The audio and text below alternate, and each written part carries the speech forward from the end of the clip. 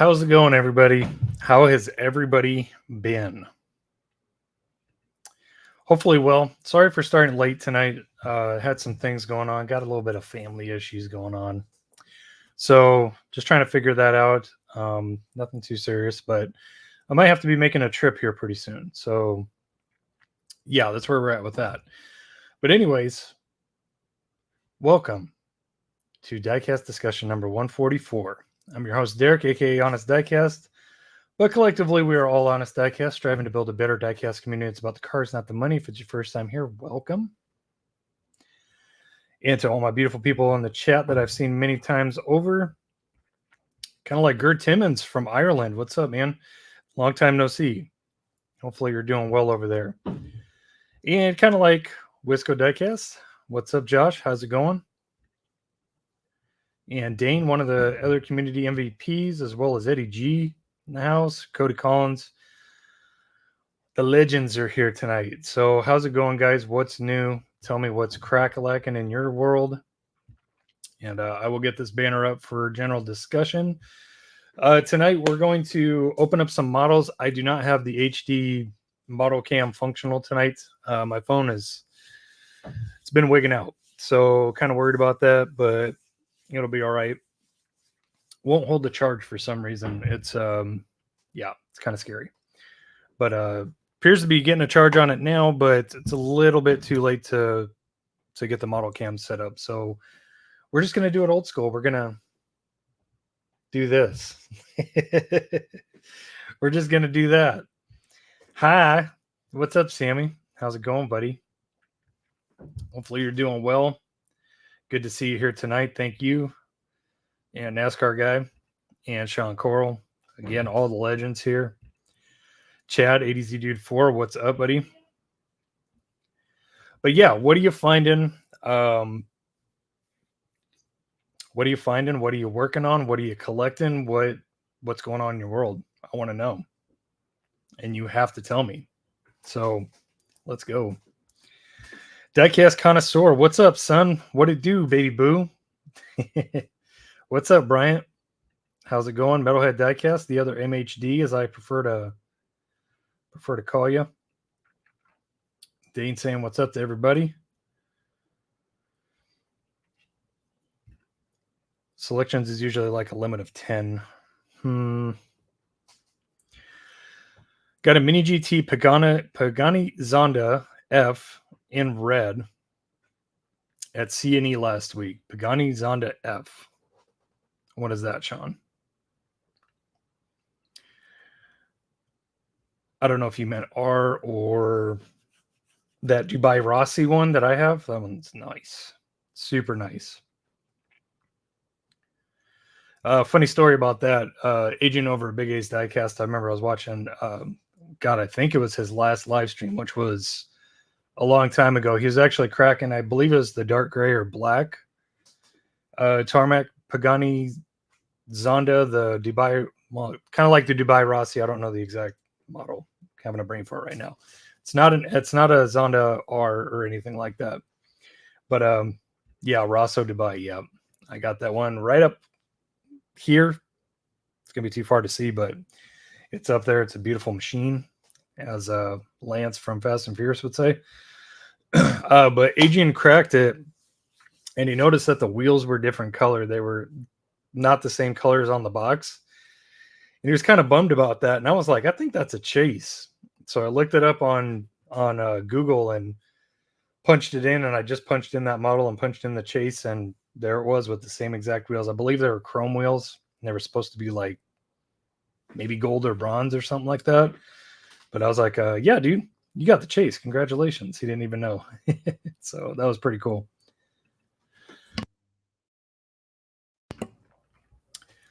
Been getting more of them Greenlight prototypes that are real protos, not just factory customs with wheel swaps or pulled before getting spun. Nice. Nice, Will. Good to see you, buddy, by the way. Kevin, what's up? Just started collecting CM models. Slow down on GCD Toyotas. Yeah, yeah, it might get a little expensive. Yeah, GCD makes a great product. CM is really good. We actually have a CM model to open tonight. Oh, you might have seen what it was, but hopefully not. Super excited to open that and see that.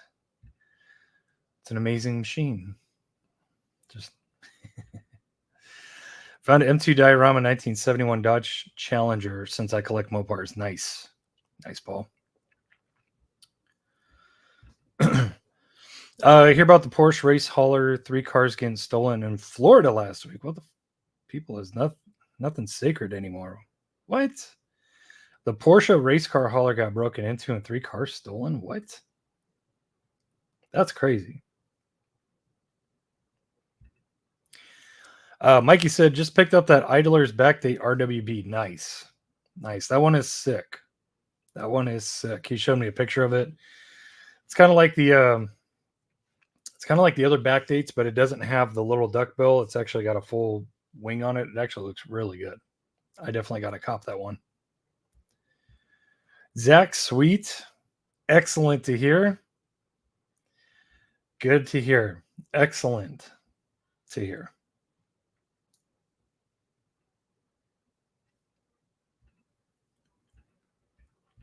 Brian says, if I can, it's going to let me open his comment.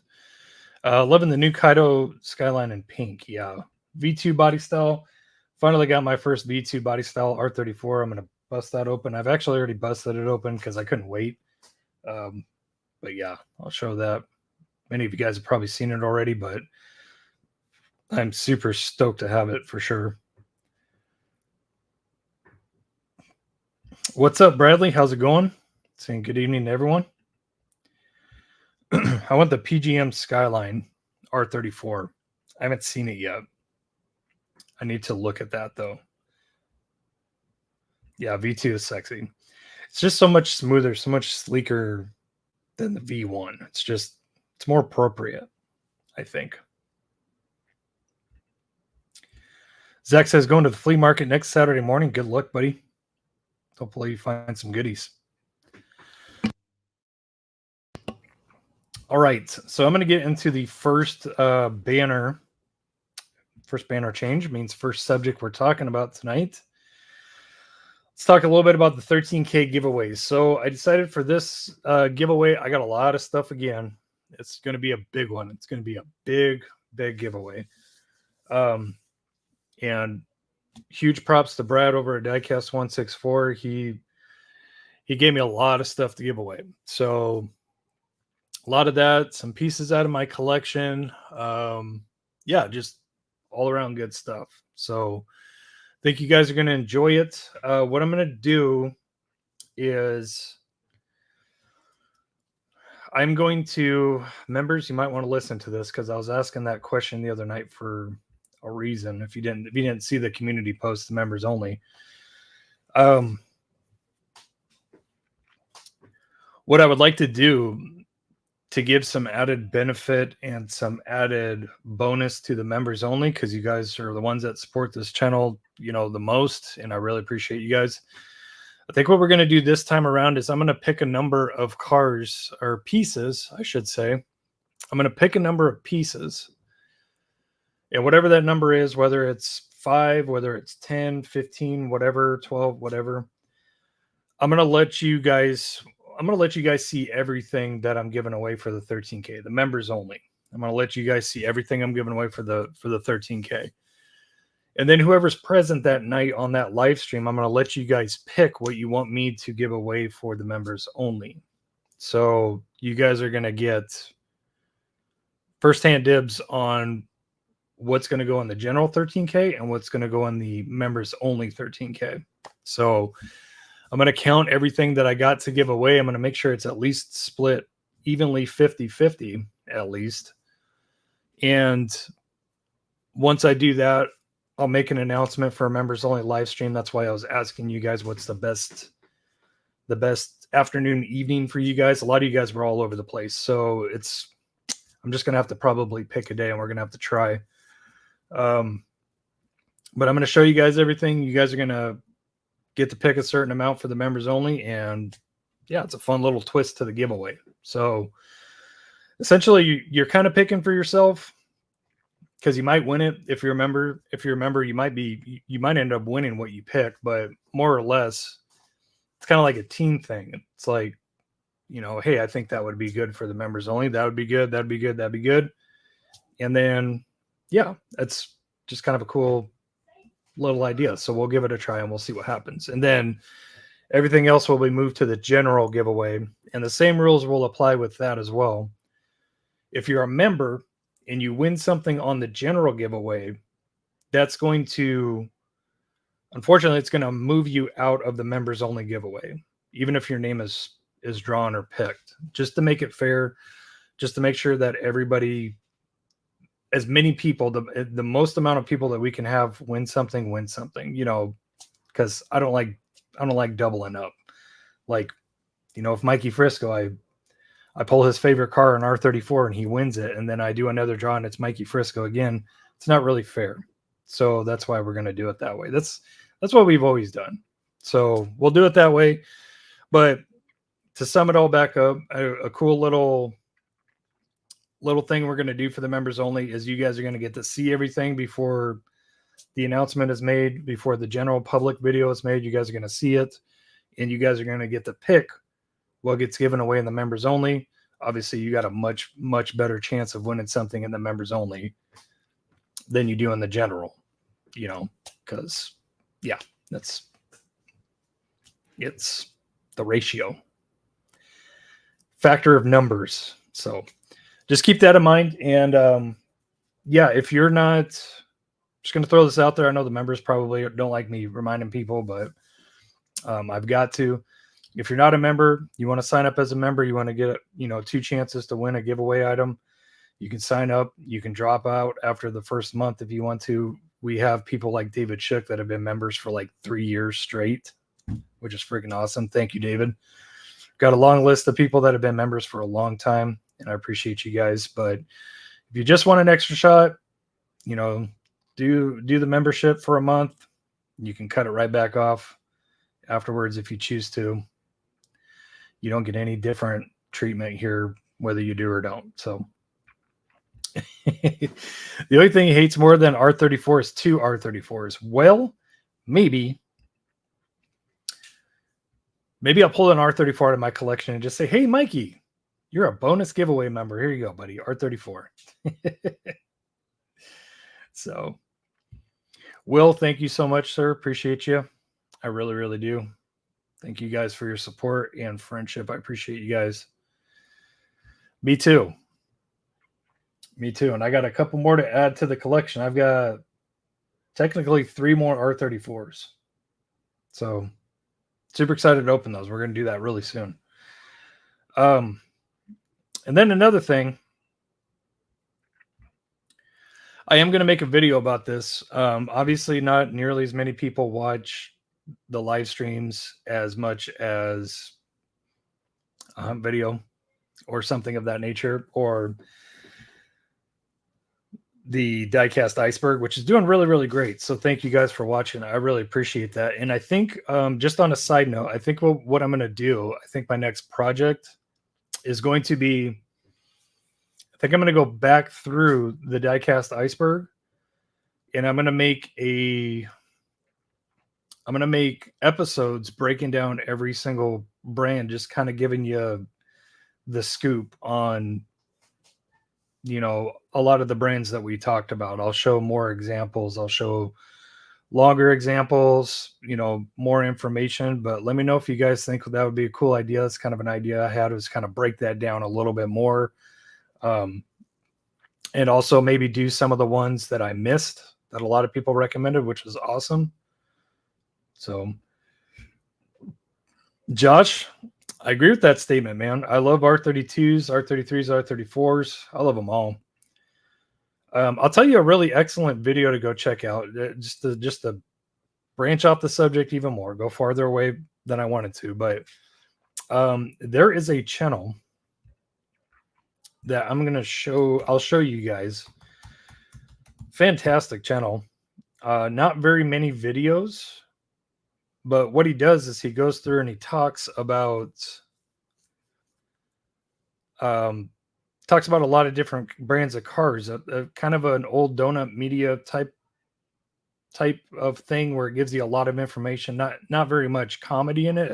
It's more factual, but it's really, really good. And let me switch this over.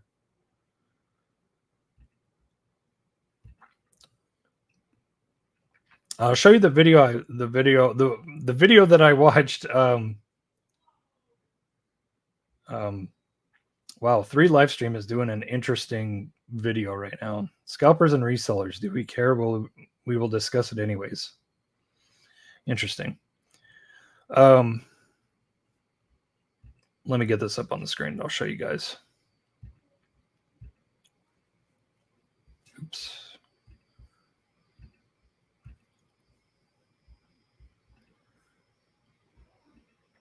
I'll bring up the tubes of views.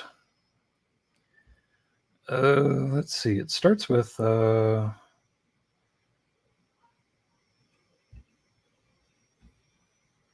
of course it's not going to be in order.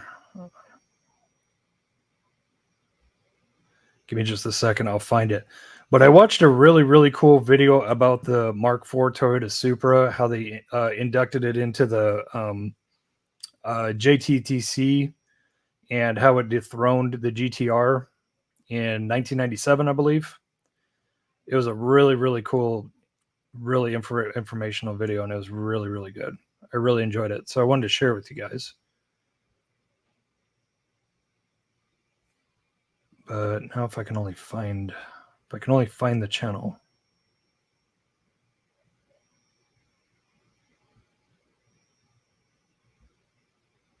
Let's see. Okay. We'll do it like this instead.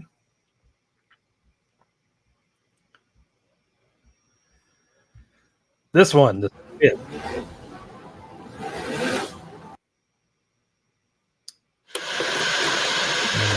didn't mean to do that. But this channel, the Squid, really, really cool channel.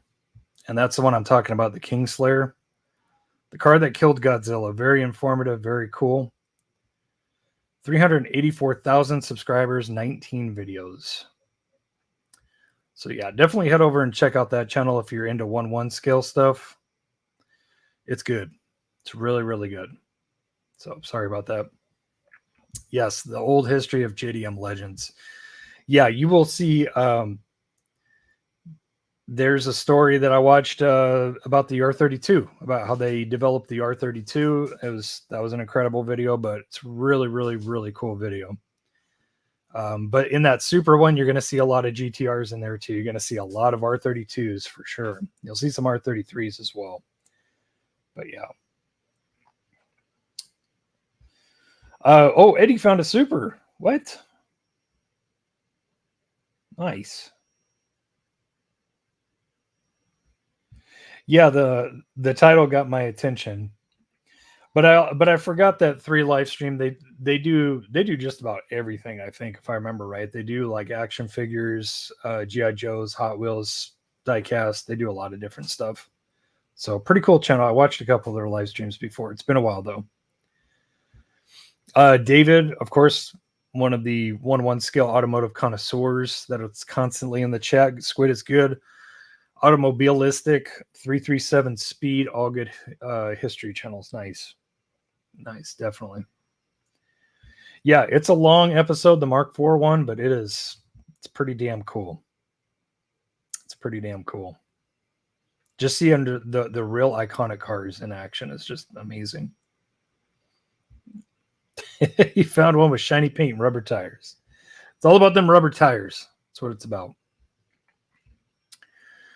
Okay, let me get back on topic here. I have an announcement, and it's been long coming, and I don't think it's going to come as much of a surprise, especially due to the upload consistency, which is 110% what I'm able to do. It's not that I'm slacking. It all depends on, fines, footage, so much.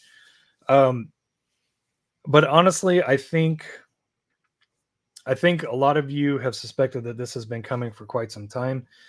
And I was just talking about it, made a post. As you can see, my supers wall is a lot more emptier. Like, those aren't even supers right there. Like, everything above it is supers. So I ended up breaking my complete 2020, complete 2021, 22, and 23. I had them all complete. And I ended up breaking them. The reason why is I ended up trading them into RDDC for store credit for premium diecast, because that is where my heart now lies. So with that in mind, it's pretty safe to say that you are going to be very, very, very hard pressed to find a hunting episode on my channel anytime in the near future, because I have virtually given up hunting Hot Wheels. So virtually completely done. Of course, there will be some time, those times where, I go to Fry's or I go to Target for something. Of course, I'm going to go look and see what's there. But as of, I guess now, I am not considering myself to be a hunting channel anymore. So it's a decision that's been in the making for quite a while, and I'm completely okay with it. There's many factors that have to do with my decision. Pretty much, Mikey. Pretty much, yeah. And I'm not. I'm just gonna say no, because yeah, yeah. It's that urge is that urge is always going to be there, you know. But as far as making it a point to go out and really hunt and really look for Hot Wheels, Matchbox, Johnny Lightning, Auto World, you know, all that stuff, I'm pretty done. I'm done. I am virtually done. And the reason why that is many factors. And I'm thinking about making a video just kind of explaining it. I know you do. I know you do. And I appreciate that. Thank you. Thank you, Sammy.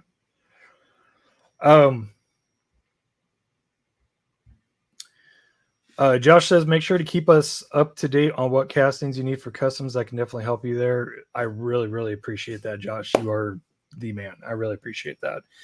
And yeah, you know, that is in turn, by me giving up hunting, it is going to require me to, you know, ask for more help, you know, pursue trades more often. If I lose RDDC locally, which is supposed to happen this month, believe it or not, he's supposed to be closing doors and moving up north.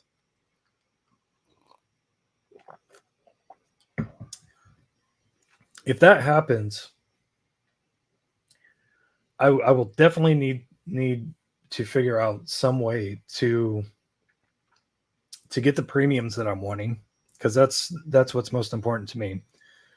And then figure out, you know, trade-ins. I mean, I traded in so much stuff to Mike. I've like a lot.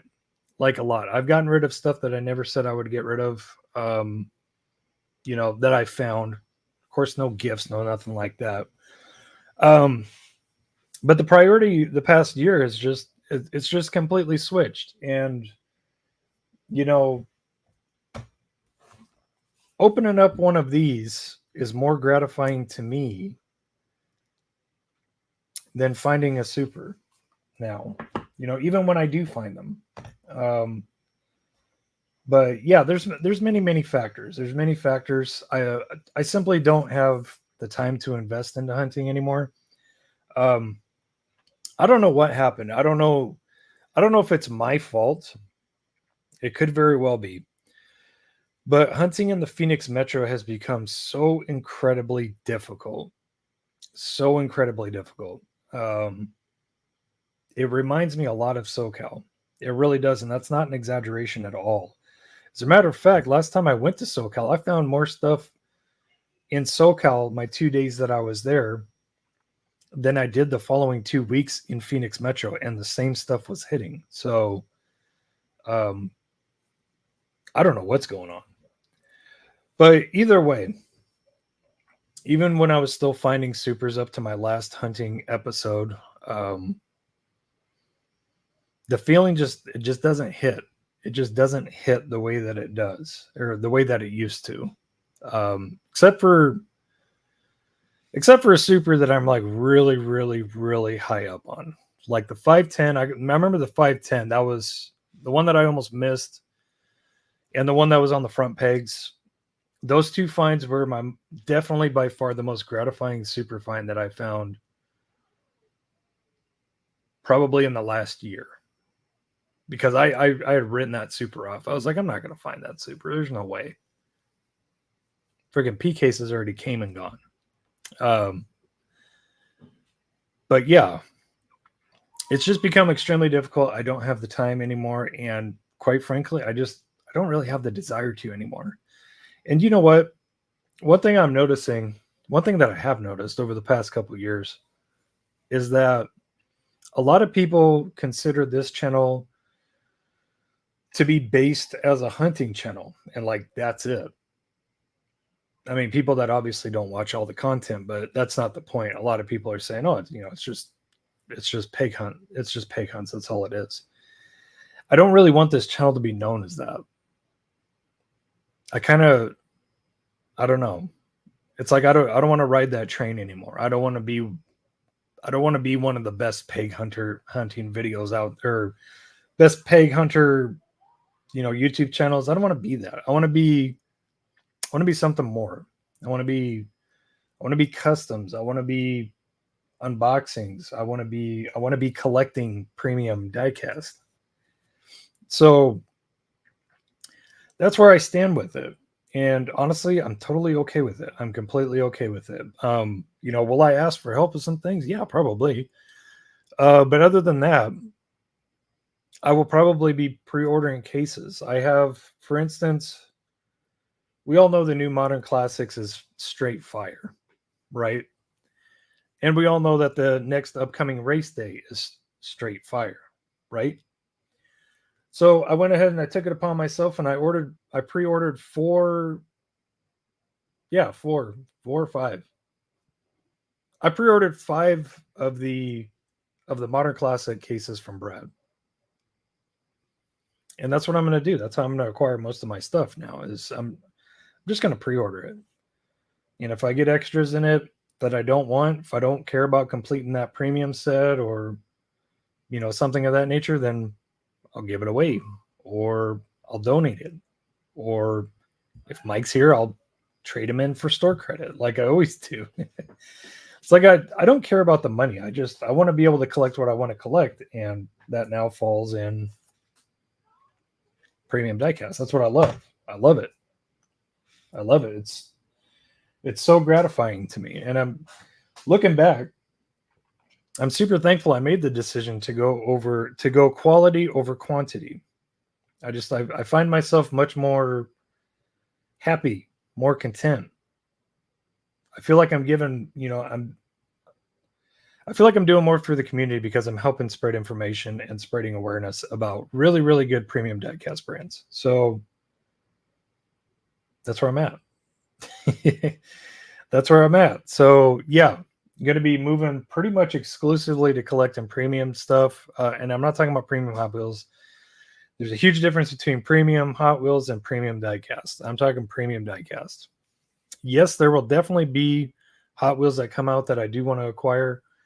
But like I said, I'll take that battle as it comes. If I go take a poke around, I'm probably not going to even be filming. So, because it's just not going to happen that much anymore. But hopefully you guys forgive me. Hopefully you guys still ride it out. I would like to think that most people that have been here for a while have realized that we've expanded way beyond the means of hunting, that we're not just exclusively a hunting channel. We're much more than that. We're much deeper than that, and yeah, that's all that matters. So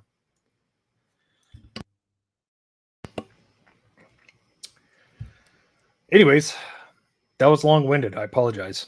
Aramis, what's up? I'm about to sleep. Just want to know if you have any cars from the classic series from 2008 or at least the Ultra Hot series. From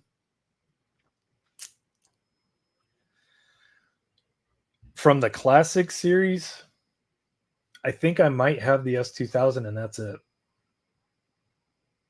I think. OG Ultra Hot? Yeah, I don't. I do not.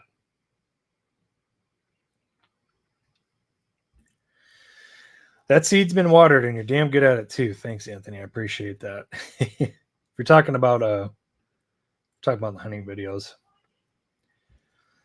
Yeah, same here, Rico. I don't watch many hunting videos. They are boring to me. Nothing wrong if you like that, just not my jam. Yeah.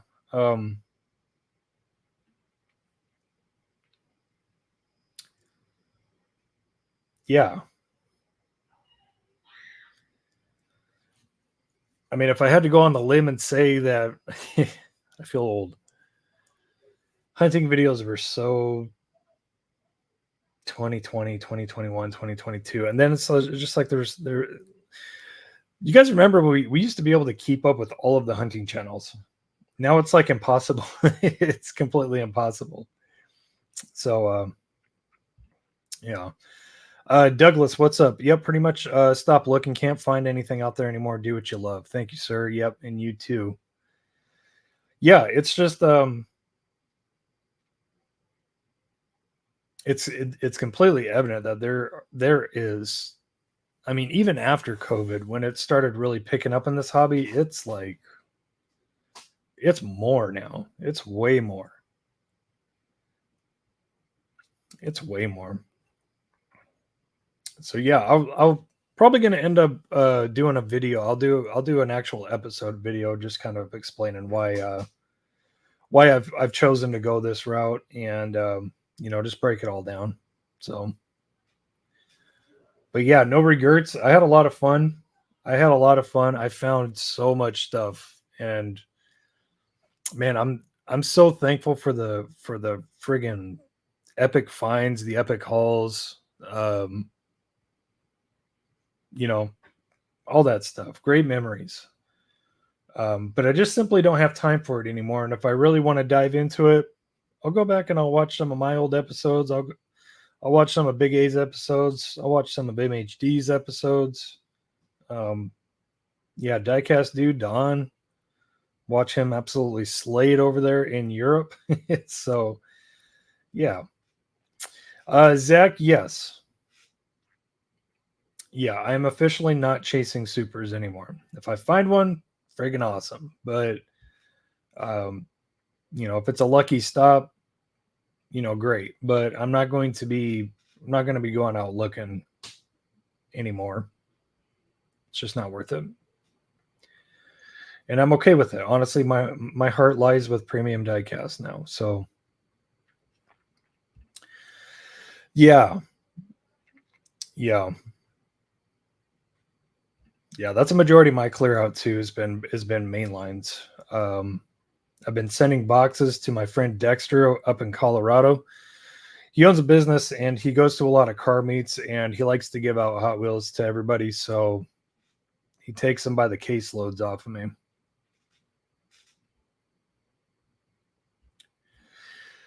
Right, David? Yeah, and I'm scared because I might be losing it. I might be losing it. Oh. There was a rumor that House of Cars was supposed to be opening up a store in Glendale. I don't know if that ever came to be or what the status is of that, but I need to look back into that. And that's a drive for me. But yeah, trust me, I voiced my displeasure with Mike from RDDC about him closing, and I wish he didn't have to do it, but kind of is what it is, I guess.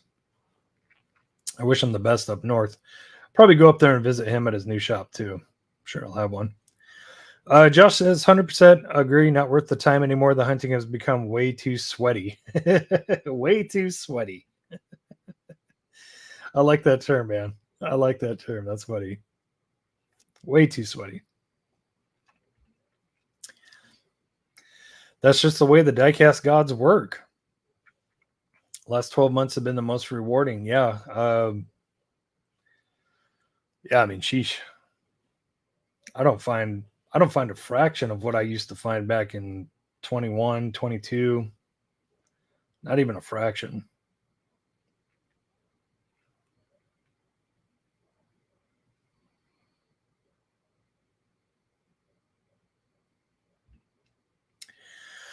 Steve says supers available definitely affect the desire to find them.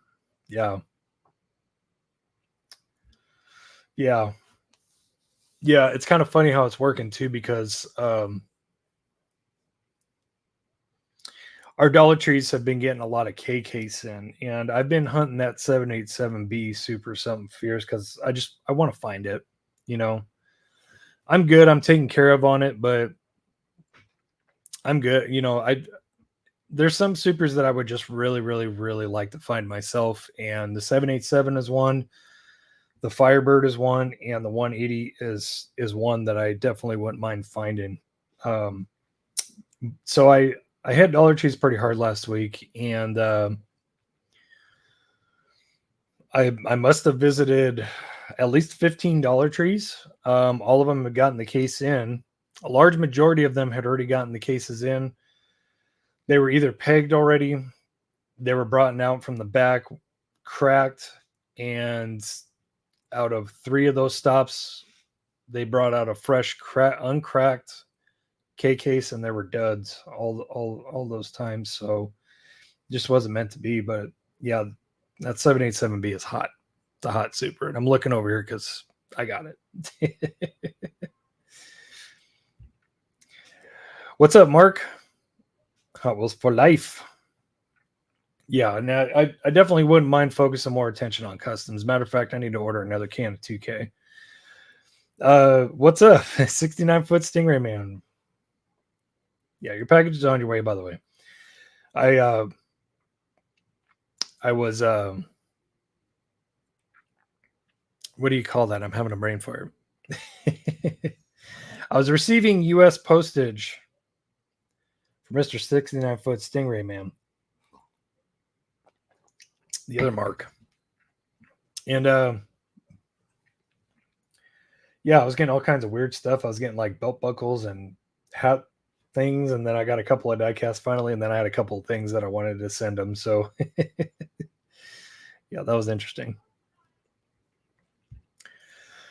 Cisco, I always try to pre-order from Brad at Diecast 164. That would be my recommendation. Pre-order with him. I would say don't forget the promo code DHD2024Q3. That's the current promo code, but you cannot use the promo code on pre-orders. It has to be in stock.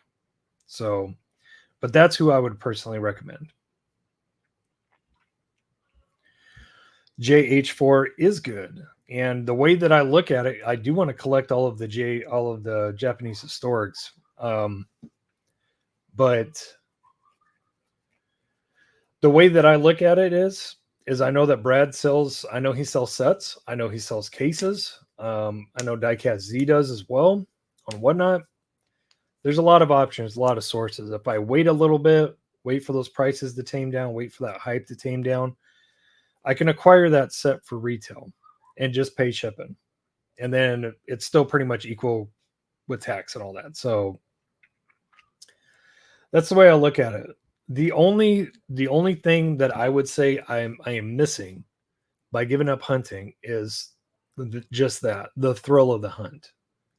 But the way that things have gone, especially in the last year, where it's just become increasingly difficult to find stuff, you barely ever feel that thrill of the hunt anymore. And it really begins to taper off when you just realize that you can't land the drops anymore. You can't do it. It wears that away from you. And I think honestly that's what's really been happening with me over the past year or 2 years, is it's just slowly worn on me. And I've just come to a conclusion. I've come to a crossroad in my diecast collecting, as deep as that is for such a funny thing, that I feel like that's not where my happiness is anymore. So I'm going to go where my happiness is. I'm going to go where I find my most joy, and that's premium diecast. So that's all I got to say about that. Jenny. Well, more power and more good luck to you, Zach. I wish you all the best. All of you guys that refuse to give up hunting, I wish you the best. Now, the only time that I think that I know I'm going to make a valiant attempt to really get out there and look for stuff is going to be if I'm going out of town, if I'm going to roads less traveled, then I will make a valiant effort to look around and even film. But as far as the Phoenix Metro goes, I'm done. I am done. Big Goods. Gave up the hunt 4 years ago and don't miss it one bit. I don't collect Hot Wheels and not a reseller, so supers mean nothing to me. Amen. Amen to that. Now,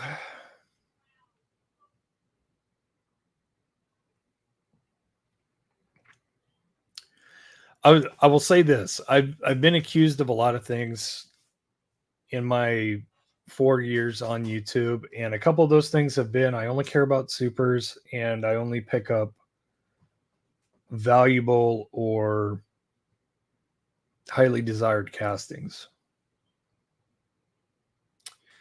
So I've made it a point many times to tell you guys that it's definitely not all about the supers. Did I enjoy collecting supers? Absolutely. I did enjoy them. But again, that feeling just kind of washed away. And as far as the super desirable, super valuable castings goes, you guys on the diecast discussion you guys know firsthand that I F's with some peg warmers. There's some cars that are straight up peg warmers that I friggin' love. One of them is, I think that's a good question. I want to ask you guys too. You guys keep going in the chat. I want to know, what is your favorite peg warmer of all time? Like, what could you reliably find all the time that you love, and you love that casting?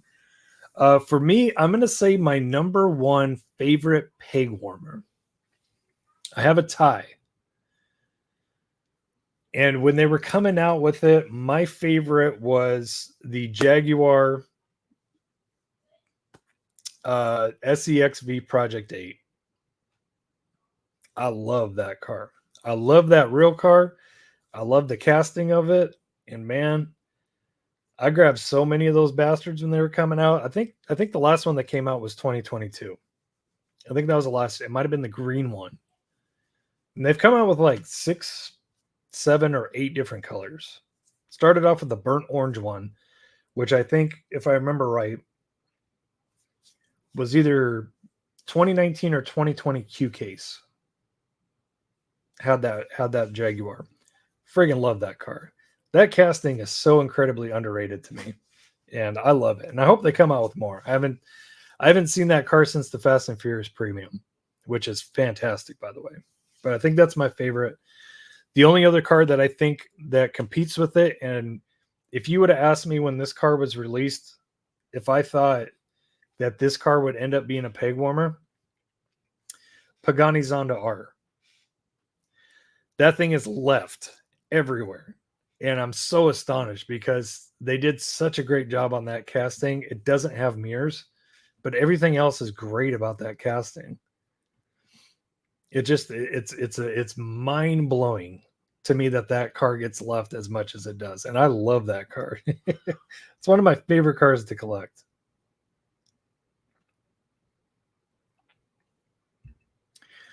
Amen, Sean. Thank you, sir.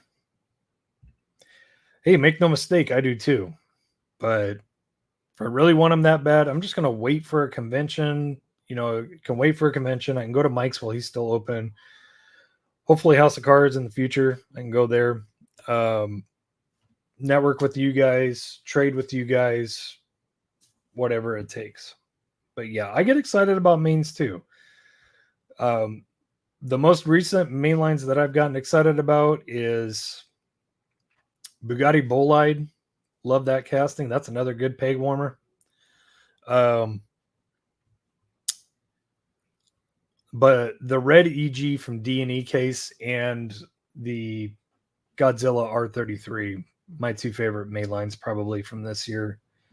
Every time I see them, I get excited. That's it. Same here. Diecast Connoisseur, I'm right there with you, buddy. I'm right there with you. Yeah, I've been trading in supers, loose supers, carded supers, premiums, so much stuff. I've traded in so much stuff, and I still got so much more. It's just crazy. I rarely hunt. I just buy what I like at this point, here and there. Too much. Yep. Amen, Geo. Yep. And too much competition. Yeah. It's just a fact of life, guys. I mean, some people are going to have way more time on their hands than you. So it's a bitter pill to swallow, but we swallow it, we move on, we adapt, and we stay happy. Thank you, Steve. I appreciate you, buddy. Appreciate you.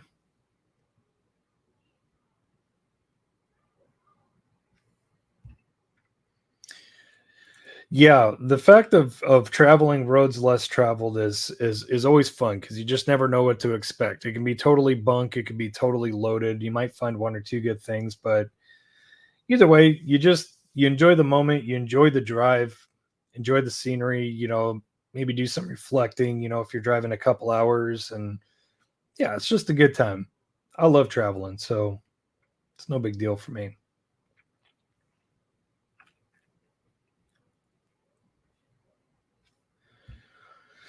You never know when that bug will bite you again. I go through spurts of grinding and they get burnout on it. Then something I like hits and I grind again. Yeah, I get that. And you know what? I'm fully prepared to say that I'm gonna start looking a little bit more again when modern classics and race day start hitting. Um, I can already predict that that's going to happen, but the way that things have been going, I can say I can probably invest 5 or 10 stops before I just go back and why am I doing this again? Because it's literally, I'm not exaggerating, guys. It is literally that bad in Phoenix Metro now. It's crazy. It is crazy. I mean, if you find a fresh drop, it's a miracle. It's a miracle. Resistive, you think you'll have hunting withdrawals and relapses? I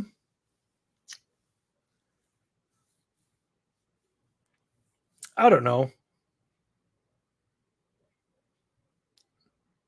I don't know, but I mean, I won't be surprised if I do get the itch to go out and look, or like I said, a relapse. When something really hot that I really want to find and really want to acquire hits, then yeah, I'm gonna probably go out and poke a little bit more than I usually do.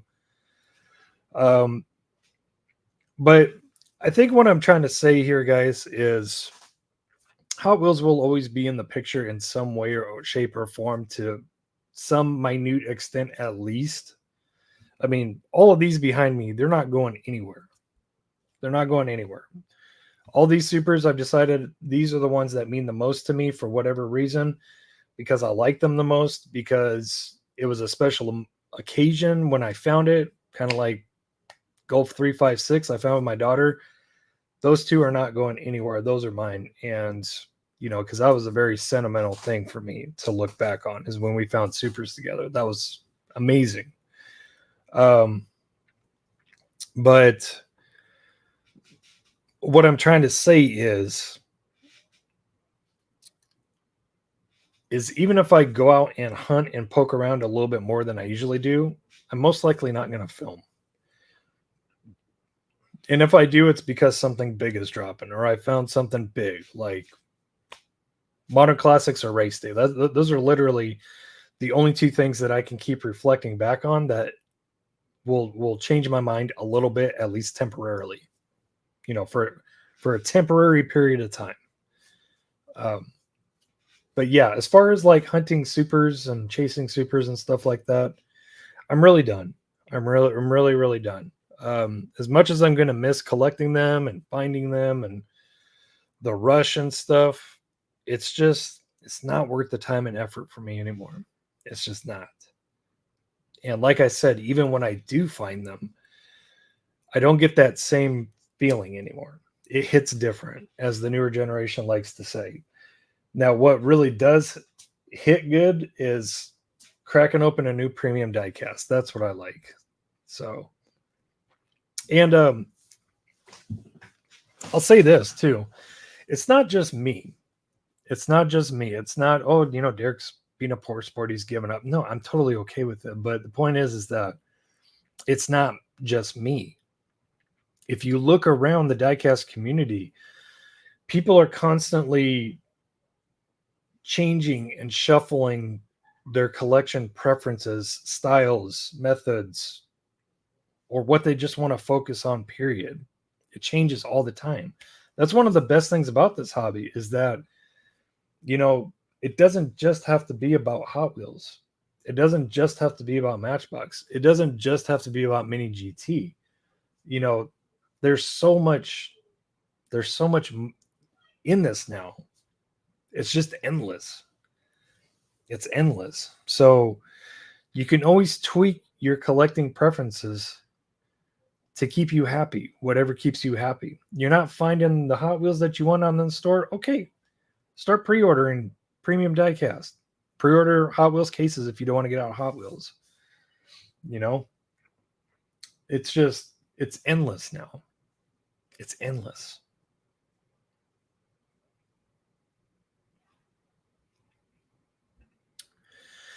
Mini line, Derek, do you go to the Dollar Tree on Signal Butte? I've not been there yet to look for Hot Wheels. Signal Butte and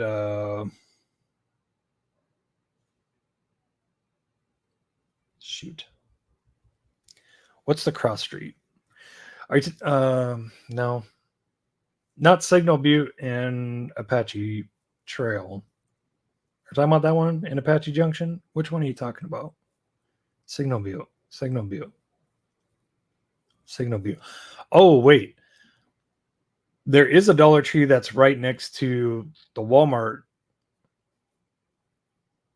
There's a Dollar Tree right next to the Walmart on Signal Butte, right off of the 60, right? If so, I've never been there.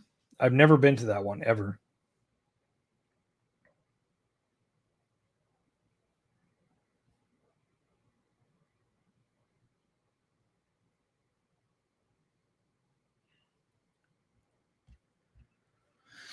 Geo says, I wonder if this hobby was still popping around 04, 05. I feel like social media definitely made Hot Wheel collecting hunting more popular. Yep.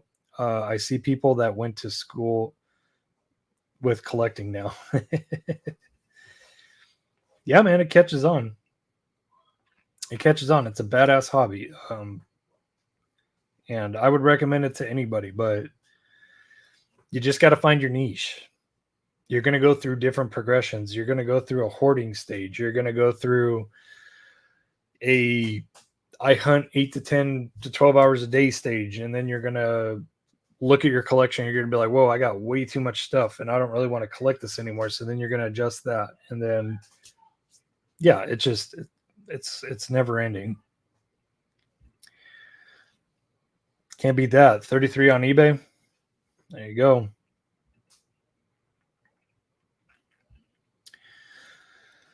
And now there's videos showing people what to look for. Just the other day, I saw one telling people a basic S Matchbox Escalade was worth $8. That's news to me. But yeah, yeah, the comment about social media being prevalent in the way that diecast hunting is now is absolutely true. And the information is spreading, and that's good. That's good. People that want to get into this hobby, they deserve to know the facts. They didn't deserve to know what to look for. That's we're not going to hold. Of course, we have to do this. We have to do this at least once a stream. There's no reason for us to hold information for ransom. But also there's no reason for us to spoon feed information, right? We all had to figure out, a lot of us had to figure out what was what and what to do and how to do it on our own. So there's a fine line between spoon feeding information and holding information for ransom. So, but yeah, I think that's all I wanted to say about that. Yep. South Korea. Erasmo Gutierrez, what is up? Hello from South Korea. Hello. My wife wants to go to Seoul really bad. She's absolutely addicted to South Korean comedies and game shows and soap operas. She's absolutely hooked.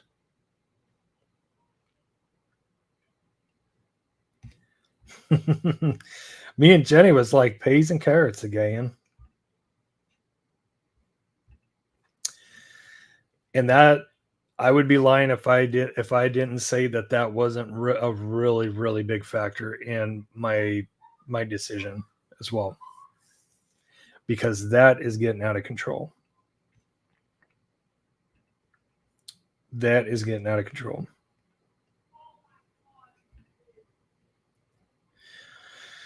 Wait out the hype on cars the best you can if you're getting second hand. I just got the pink RLC Skyline for $45. You go, boy. It was like 150 when it first hit the resale world. Yep. And just think about that guy who bought one before it got released for $10,000, apparently. Boy, I bet he's regretting that decision. Probably calling his now ex-wife, begging her to take him back. You know what I mean? David from Big Daddy Diecast, what is up? Good to see you, buddy. Thanks for tuning in.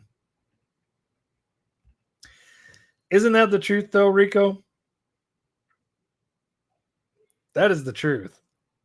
That's like Diecast Karma, Diecast God's like pissing on your head telling you it's raining. It's kind of funny how that works, but that is the absolute truth. I can't tell you how many times they're like, man, I'm giving this up for a while. I'm taking a break. Take my daughter to Target, go walk in, go check out the toy section. Pegs are fully stocked, and boom, there's a Super right on the front peg. It's happened before. It's evil. It's evil. You will sweat and stress and grow gray hairs looking for Supers or a specific casting.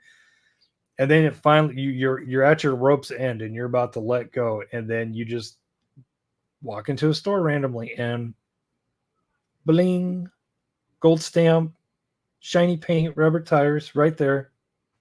It's like, what the hell? It's so funny how that works.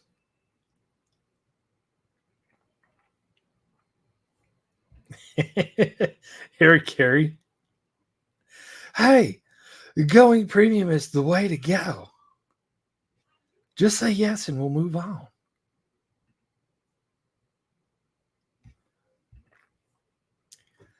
That's it. That's true too. That's true too, Douglas. Yeah, even mainlines, even certain like hot mainlines are just, they're hard AF to find, man. Yeah.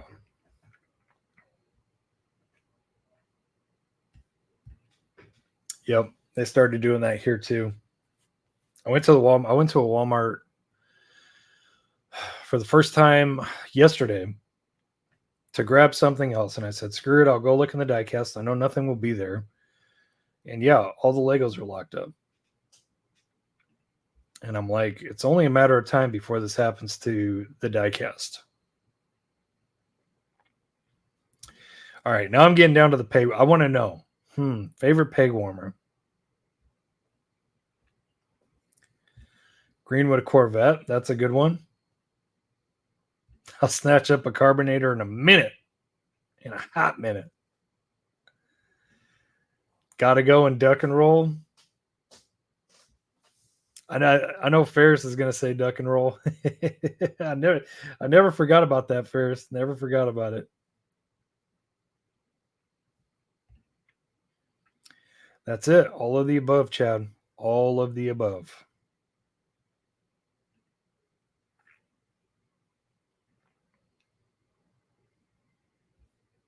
A wheelie chair, coupe clip. Kinmary Skylines. That one surprises me. That's another surprise as being a peg warmer, man. That gray Liberty Walk Kinmary mainline in K and L case. I can't believe that thing's a peg warmer, but hey, it's there. RS6, that's a good one. Dragon Wagon, Corvette Grand Sport, Kia Stinger. That's right. They came out with the Kia Stinger casting. Yeah. God, when was the last time they released that? Like 2021, 2022?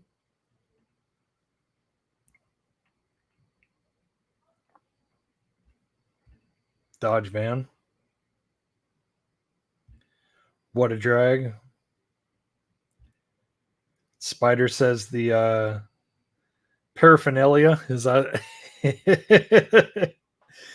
paraphernalia Batista, Lotus and Mira. Yeah, there's a couple of good castings. See, guys,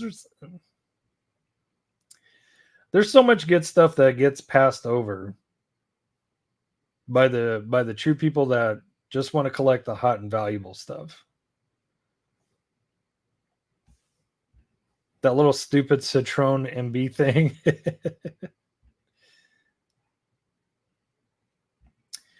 No doubt, Anthony. What does this world come to? Gassers, 55 Bel Air gassers, peg warmers in abundance. Any gasser for that matter is just peg warmed out of this world. Ooh, man, I don't know if I would classify the first Liberty Walk S15, the white one. This one, I happen to have one sitting right here. I don't think I would classify that as a peg warmer. This little bastard was hard to find when this case first came out, man. But I would say the yellow one that came after, that one was pretty hard to find. But surprisingly, the black one, or yeah, there's a black one with the beige brown interior. That one was pretty easy to find. Like pretty much every variation after the yellow variation of that one. Pretty much everyone after that one was pretty easy to find. Audi Quattro, that's a great one, Diecastic Dad. That car is legendary. I love S1 and S2 Quattros. Love them. White Boulevard R33. Do you mean R32? Mr. Timmons? I think you're talking about the one that was in 96 through 100. That one. But yeah, that's surprising.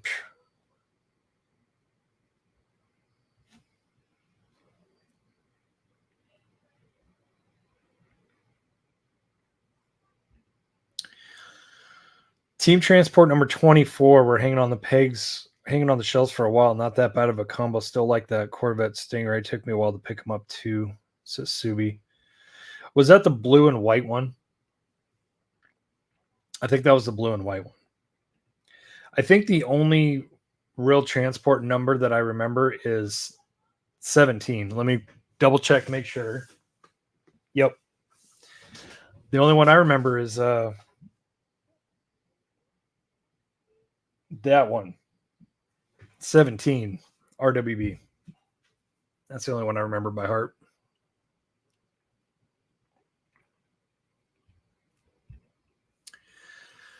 Cisco, in your opinion, what is the best premium brand for 993 GT2 that also rolls?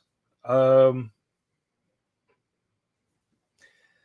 think I'm going to say Tarmac Schuko collab.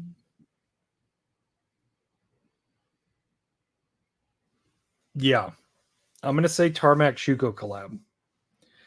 These ones. And they have a whole bunch of cool, like, relatively close era-specific Porsches. Some of them are 964s, some of them are 993s. I think there's even some 930s in that series, but it's mainly 964s and 993s. But yeah, they make a lot of good ones, and they all roll really, really good. Good bang for the buck. Yep, right there. Schuko Tarmac collab.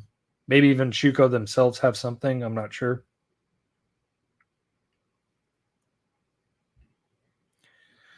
Yeah, there's a little bit of addiction to just walking into a store, just seeing what you find. Time of Taxi, that's a good one.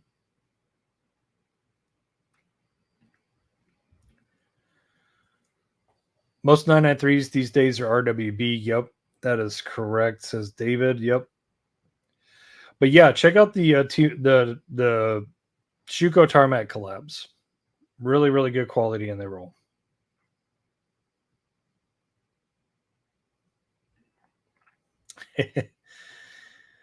T64 Diecast Plus. What's up, buddy? Darn, I had my eyes on your Eurospeed Porsche back there. Do what you love. Thanks. Thank you. Yeah. It's my Porsche shrine. That's just it. Just keeping it fresh and doing what you love will always keep you happy in this hobby.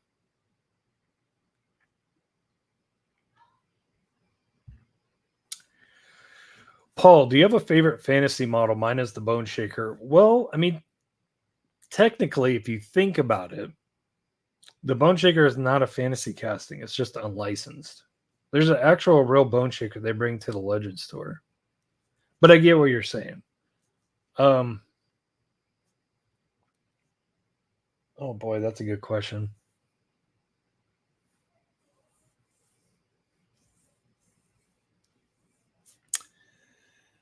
I'm gonna have to think about that for a minute. But I think right now I'm gonna tentatively say Time of Taxi. I think that's what I'm gonna go with.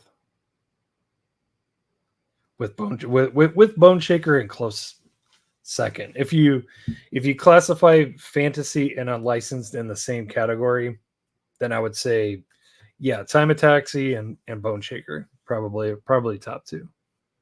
Probably that I can at least think of right now.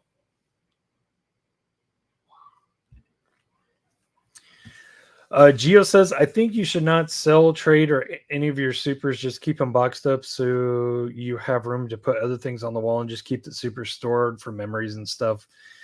Well, Geo, the good news is that I did keep all of the wall goes up quite a ways. It's a high ceiling.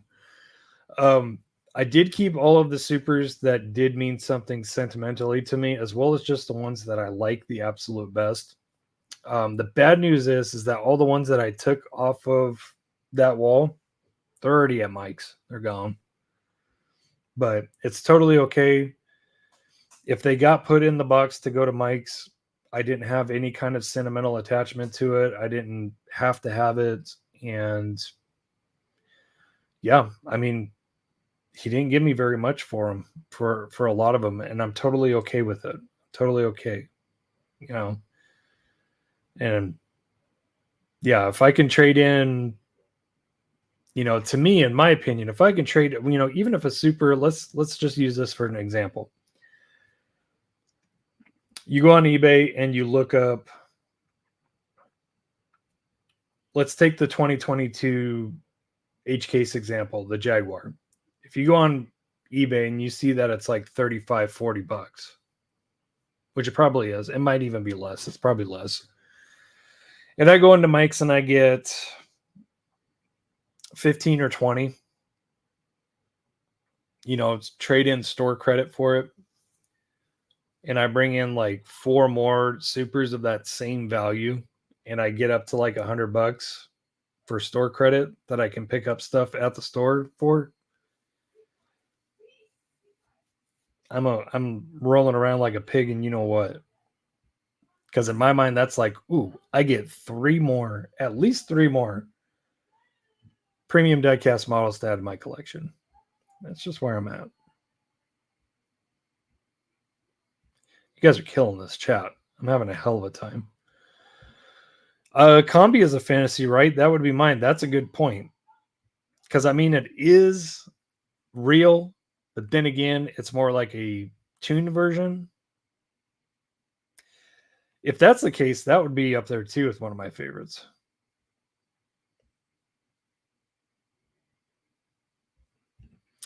Oh, Signal and Southern. Nice. Congratulations. Yeah. Yeah. I don't think I've ever been to that store. I don't think I've ever been to that Dollar Tree.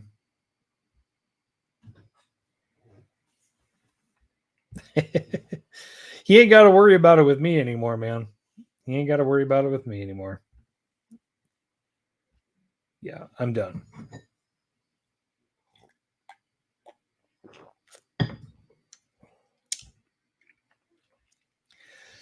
Yeah, that's kind of funny, huh? I've gotten so many comments like that over my hunting videos. Why did you leave this behind? Why'd you leave that behind? Well, it's because I either have it already or I don't want it. Sounds pretty simple. It's like there's this mentality in the hunting community where you really do need to take everything that's good, and leave nothing but garbage behind. And unfortunately, I think a lot of these collectors, at least around my area, are taking that advice, heeding that advice, and just pillaging everything. So they can have it. Yes, that is fun. I need to do that again. And you are doing a fantastic job, sir, especially on that Ferrari. I think it looks excellent.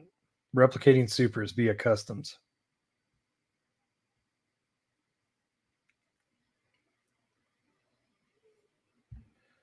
Oh, the K Case Mustang. Which one? That's that red one, right?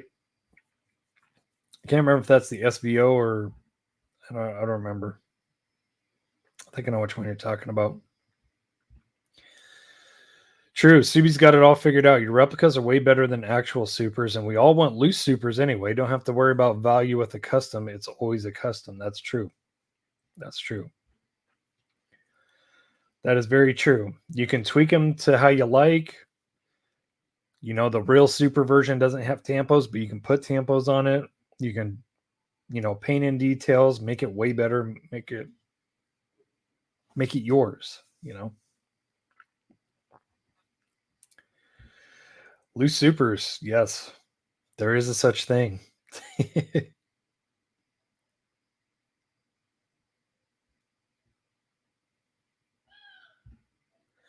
The Mercedes AMG, the 560 AMG has been peg warming. Yeah, that's a good one. Love those big body old luxury cars. Yeah, it's kind of funny, huh? Not anymore. Shoot, it took me forever to find a 2023 P mainline 510.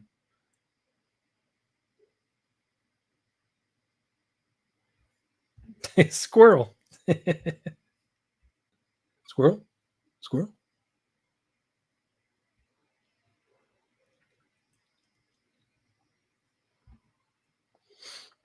You and me both, bro. I thought I was good with like 10 of them, and I wasn't because I didn't know I was going to be wanting to customize that so much.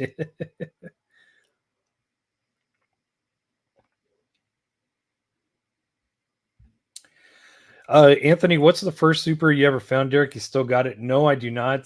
The first super I ever found was the Back to the Future hover. That was my first super. And I had that super in my possession for less than 24 hours because the next night I went to a diecast shop or a diecast event, a local scalper setup, back when I didn't, know what was going on that much. But I took a bunch of stuff there to trade and stuff, and I ended up acquiring that beautiful baby right there. And what is that? 2018 C Case 934.5 Porsche. Oh God. Pour holy water on it, please. Hey, what's up, Alexis? Nothing much. We're just going through the comments here. I'm trying to catch up with you guys. You guys are killing it.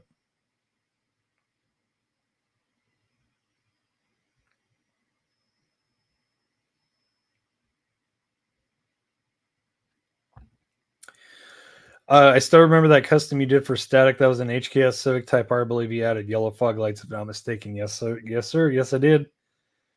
Painted the tail lights, put some white Volks on it. And yeah, hopefully Brian still has that and he enjoys it. I ended up, if I remember right, I ended up sending him the super as well after that. Or I either did it after or I did it at the same time. I sent him the super because I knew he was going to flip his lid, and he surely did. No, I did not. Not yet, Cisco. Not yet, at least.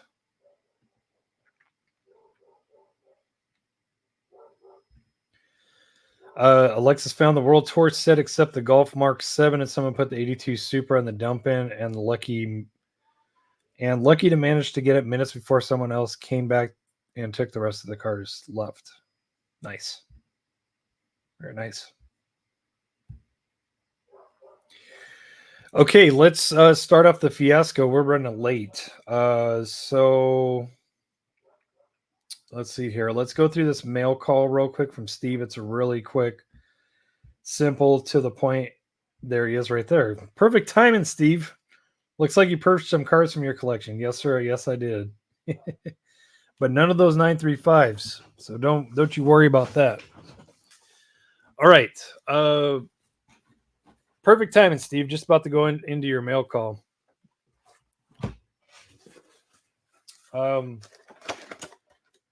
So Steve he's one hell of a guy, and he's one hell of a hunter too. This man finds some goodies. He's your pusher man for sure. So he was kind enough to send me one of these. Mazda 787B Super. Friggin' sick. I appreciate you, Steve, very much. By the way, I do have your customs ready to go now, so I'm going to be dropping that in the mailbox tomorrow. Sorry for the delay on that. So yeah, that's a gift. That's a gift. That one is staying carded. Now, what I will tell you is that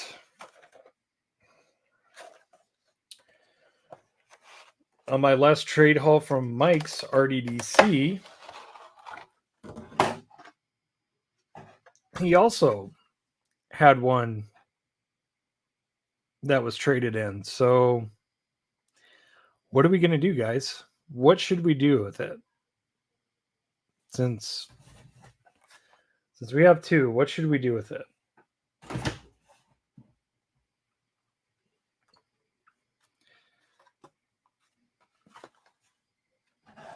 Eat it. Okay. Commence eating. Just want to see something real quick.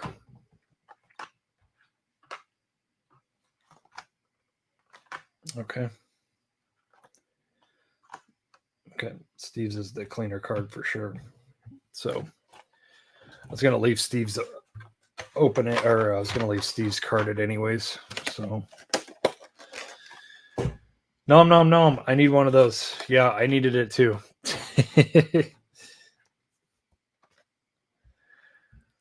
Let her rip, tater chip. All right, there you go.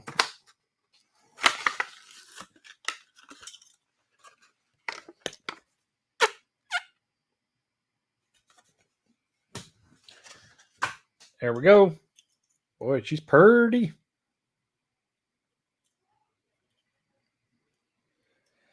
Yeah, this was a super that I really wanted to find. I really wanted to find this one. I love how it's just Spectre Flame orange. That hurt my heart. But I love the flat green paint on the front. This is definitely one of the best done supers, I think, that Mattel has ever done. This thing is sick. And I'll tell you what, it's going to look really sick next to that old FC. That old FC, or FB. Sorry, FB RX-7. So yeah. Thank you, Steve. I appreciate you, buddy. I appreciate that. And definitely keep me in mind if you find a handful of those 180s. I would love to have that one too. And just let me know what you need for it, and we'll make something happen. So yeah, that's Steve's mail call. Thank you, Steve. Appreciate you, buddy. This one's going up on the super wall. So I appreciate you. And as you can see, I opened up that one that I acquired from Mike's at Mike RDDC. Mike, I did acquire another super. This one, as of right now, is tentatively not mine, and I'll explain shortly. So if by chance I do find this one, it'll be great. I'll get to keep it. This sucker is nice. This is a really well done super as well. So yes, I acquired this one on trade as well. 77 Pontiac Firebird. It's Trans Am, baby. Thing is sick. I was lucky enough to find the mainline by itself last week. So yeah, pretty striking contrast, that's for sure. But yeah, that Firebird is sick, guys. Firebird is sick. So yeah, very, very nice. This one is tentatively not mine. So the reason why is because I made Gloria from Carolina Collector. We did a deal a ways back, and she gave me one of those 993 GT2 mail-ins because I really wanted one of those. So she sent one to me, and she said, "Just keep an eye out for that Firebird Super. If you find one, let me know." And so I'm gonna give myself a little while to get lucky with this. But like I said, I'm not really hunting anymore. But if I have a lucky stop, there's still a chance I can possibly grab that again, most likely from Fry's. So that's going to be staying right there. I'm going to give it a little while, maybe a month. And if I don't find it, I'm just going to send it off. And if I find another one, then great, I get to keep it. But at least I can admire it for a little while. And if I don't find it, then it's going to the Carolina Collector. Yeah, it's pretty cool. It's pretty damn cool. It's really, really cool. I think definitely the best thing about this Super is the wheels. Those wheels are really, really cool. I really would have liked to see them put a deeper version of this wheel on the back. I really, really would have liked to see that, but regardless, that thing's fantastic. That's a fantastic Super. Absolutely. Don't you be getting no dirty ideas, Alexis. Scumbum. I agree. All right. The little bit of minuscule finds that I have found in the past 2 weeks, I'll go over those.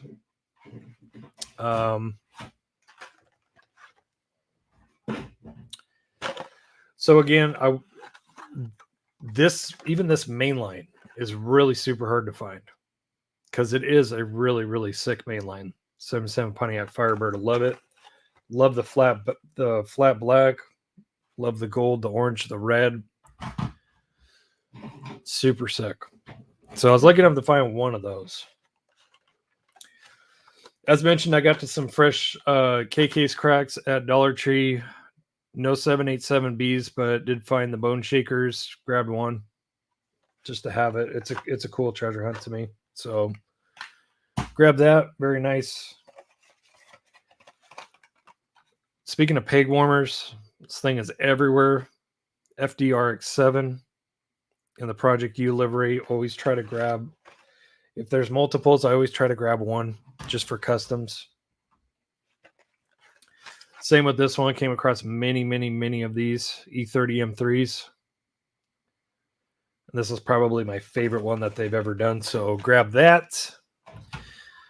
And in the large mass of MK scrap leftovers that I found, I was lucky enough to find one of these beauties. That is another peg warmer that I really, really enjoy. So 73 Honda Civic Custom in that teal green. Super sick. Absolutely love this. Love this. One of my favorite Hondas by far. Love it. I call it the CVCC because it technically is a CVCC. It's that same era. Old 2-packs were dropping. I see you guys talking about the 993 GT2 2-pack, which should be hitting soon. I did get lucky, and I found a 2-pack that I was looking really, really hard for and never found, and finally found that one. The Sentra SER and the S13. And that beautiful kind of jade green two-tone. Pretty sick. Actually, extremely reminiscent to the Tarmac Vertex one. Dying for an ST and an S15 Sylvia Super. Yeah. Yeah. Regular mainline or Liberty Walk. It's gonna be a hot one. Yeah, JH4 is going to be pretty good. I'm thinking when they do JH5, it's going to be the most epic one, I think. I think JH5 will have a Mark IV Supra. It'll have an R34 GT-R, maybe an R33 GT-R. It'll have a FDRX7 and I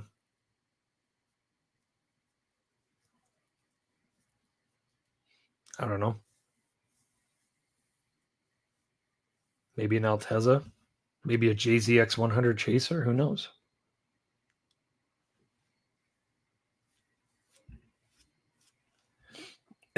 That's right, Rico. We don't die, we multiply. All right, going over my other two acquisitions from Mike's that were non-premium diecast.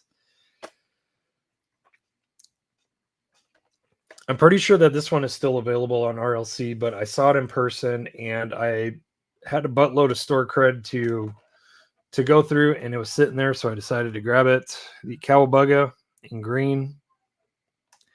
Absolutely fantastic. I think this might be my favorite Cowabunga that's come out so far. This thing is dope. Super sick. And this one is not available on RLC anymore. I missed the bus on this one, but I'm super happy to have that. The red FDRX7. Super nice. Very, very nice. Definitely glad to have that. I shouldn't have waited so long, but I was like, do I really want it? Do I not want it? Do I want it? Do I not want it? By the time I made up my mind, it was gone. So going back to finds really quick. I did get lucky last week before. So our fries are getting EK sidekick shippers. I didn't really make it a point to hunt them, but I did get to one fresh. And it was loaded with two of these. So that makes Fiat 500 number 9 and number 10. So here's a little leak for you. One of these is going to be up on the 13K giveaway. And once again, the members will get to choose if they want it in their giveaway or if they want to leave it off for the general giveaway. So, but yeah, so that was pretty cool. I was just kind of laughing because I was like, my God, this is number 9 and 10 that I found of these. So absolutely killed it on the Fiat. As you can see, there's one of my old Fiats hanging on the wall. So as much as some people might not like that Fiat Super, I really enjoy that Fiat Super. I think they friggin' knocked that Super out of the park. Great wheels, gold colored Super. Anybody who knows me knows that gold or red are absolutely wins for Supers, in my opinion. The Italian flag, I mean, that Super is the bee's knees, in my opinion. Is it the best one of 2024? No, but it's pretty damn cool, and I like it. So I kept it. Nice, your 20th one. Cut that in half. Number 9, number 10. Ah, yes, 22B and JH5. Yes, and an Evo. Okay, here's my list for JH5. Mark IV Supra, R34 GT-R, FDRX7, Mitsubishi Lancer Evo 6, and 22B STI. That would be one sick ass Japanese historic set all the way across. Yeah, Evo for sure. Evo for sure. The 6, because they really nailed the 6. The 6 is really, really good. The mystery models one that they call an Evo 9 is not really an Evo 9. If you look at the front bumper, that's 110% an Evo 8 front bumper, which is completely okay. Just call it an Evo 8. Don't call it an Evo 9. Nah. Yeah.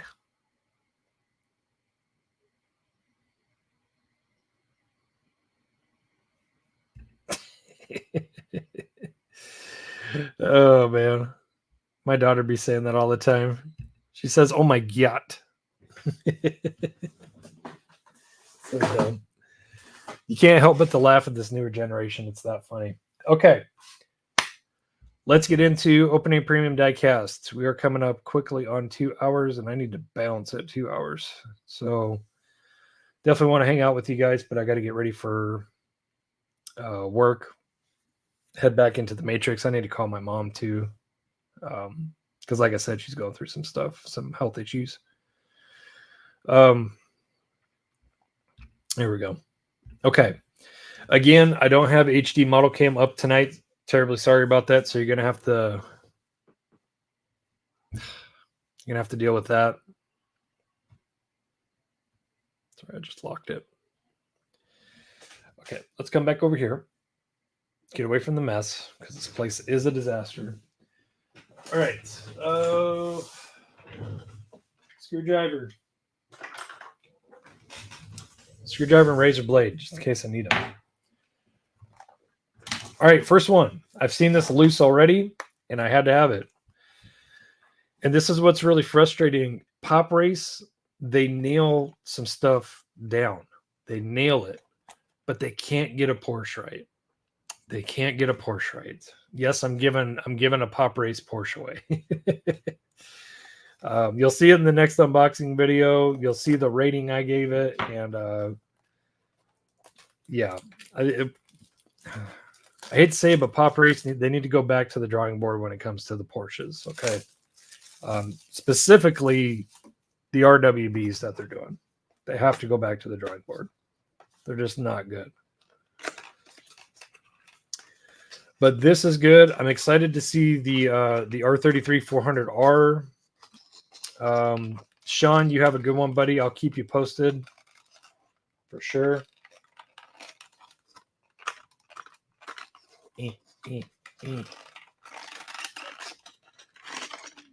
Oh, God. She says that too. She says that too. She says it all, man. She always says, what the skibbity? But you know what? I don't know the meaning of that. So let me look that up.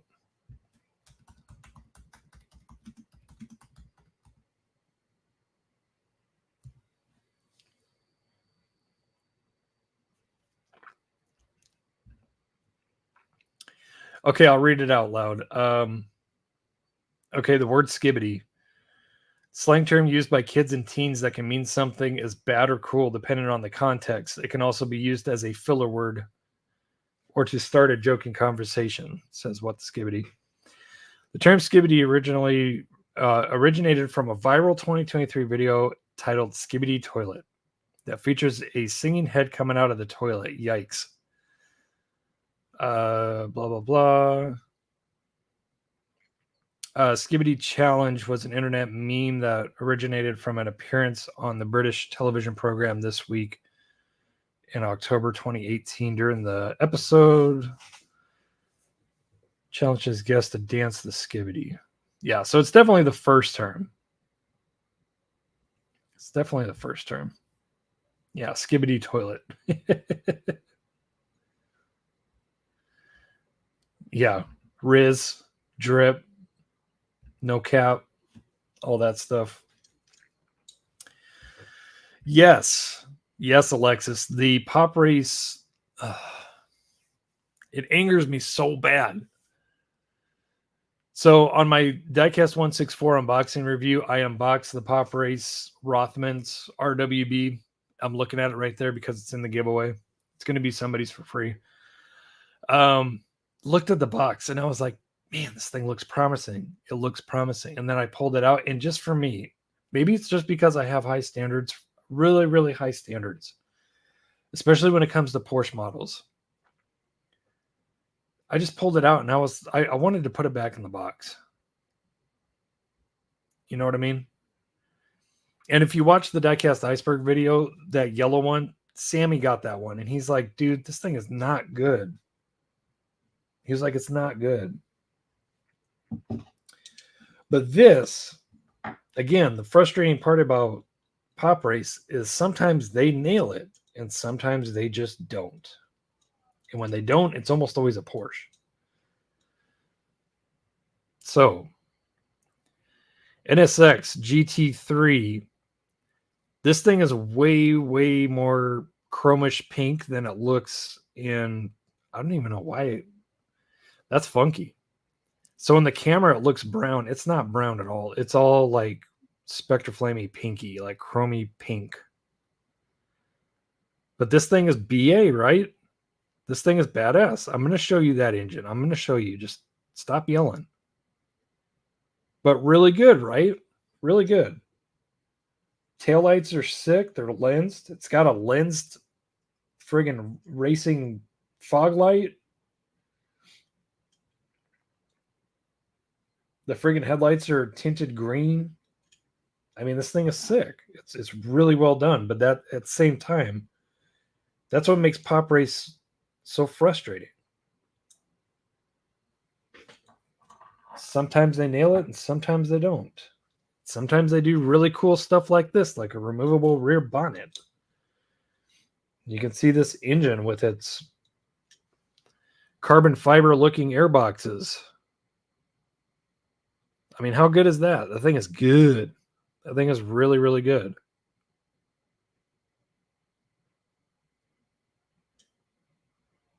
This thing is sick.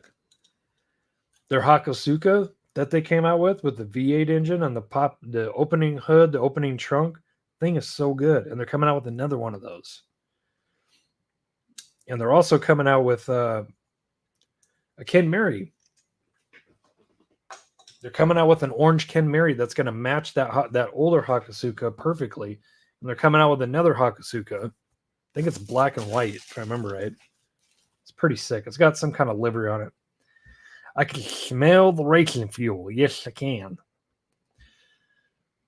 Yeah, the Yaris is a little bit tall, but honestly, that was pretty good. I just don't collect Yarises, so I gave that one to Dane Self, because he's Mr. Yaris man.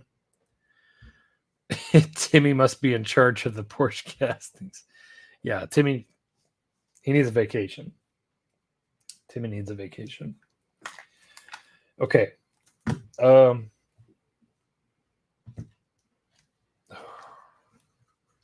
Sorry, I got my model opening out of order. I wanted to open them a certain way.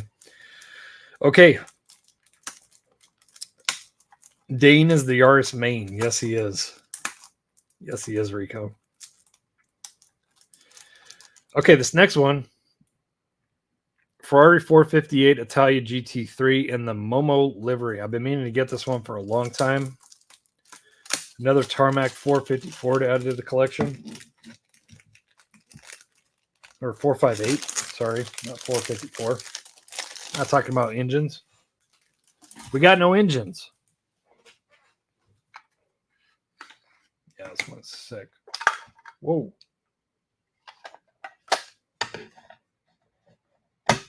Oh, that's a nice little low number. 373. Very nice. It's always fun to pull a low number, even though it doesn't really matter.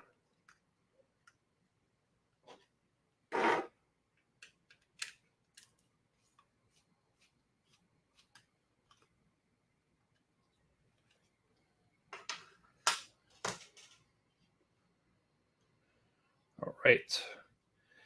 Just like all tarmac Ferraris, wheels are on full lock.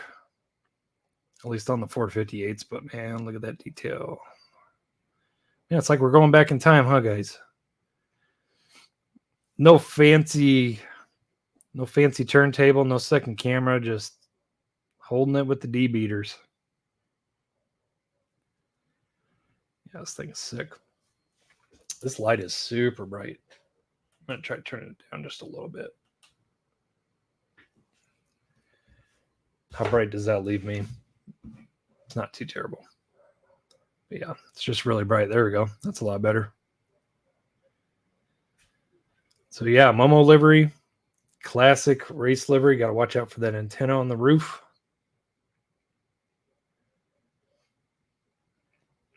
Super cool spoiler detail, and again, just unmatched engine detail on that back window.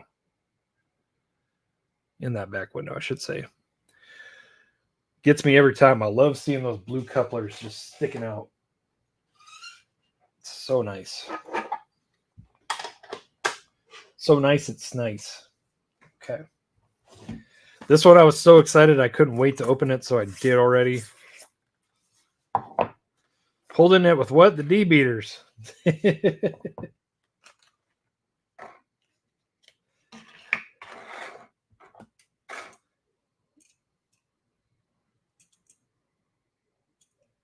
All right.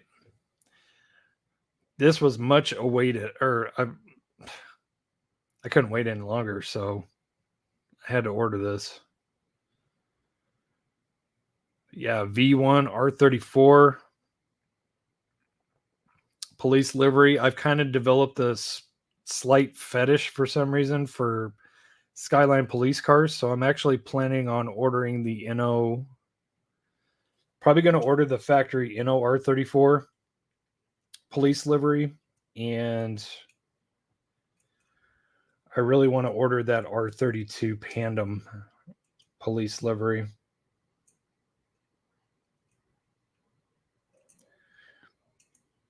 Just discovered this one has a little owie on the front bumper. It's kind of like a scratch.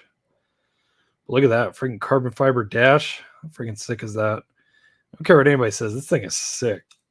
This thing is friggin' dope. I friggin' love it. Yeah, could you imagine the 5.0 pulling up on you in this, Rico? Yikes. That would be sick. Be worth that would be the best ticket ever. So yeah, super excited to have that. Super excited that the R34 V2 body is finally here. Strip it and make it a custom. I might. Yep. V.I.P.N Kaiba. Yep.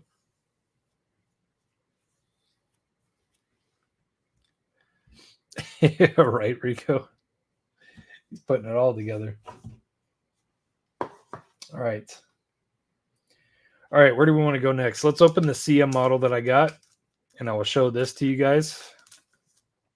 I will show that to you guys. Yes. Ooh-wee. So besides Hot Wheels and besides Inno resins, this is my last, or this is my only ER34 that's not one of those two brands. Just remove the fender flares first. That's right, because they're not metal, right? Yeah. At least on the V1, it's not. At least on the V1. All right, CM model. Let's see what you got here. Let's take a look at these secondary wheels. One just fell out. Where did it fall out? There it is.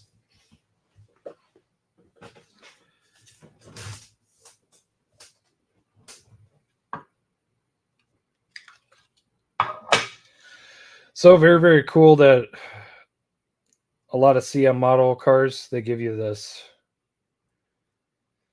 They give you an option to change the wheels out if you want. So this is the secondary wheels.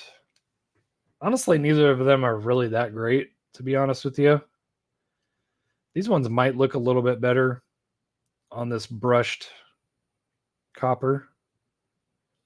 So I might switch them out. We'll see. But I ain't stressing it.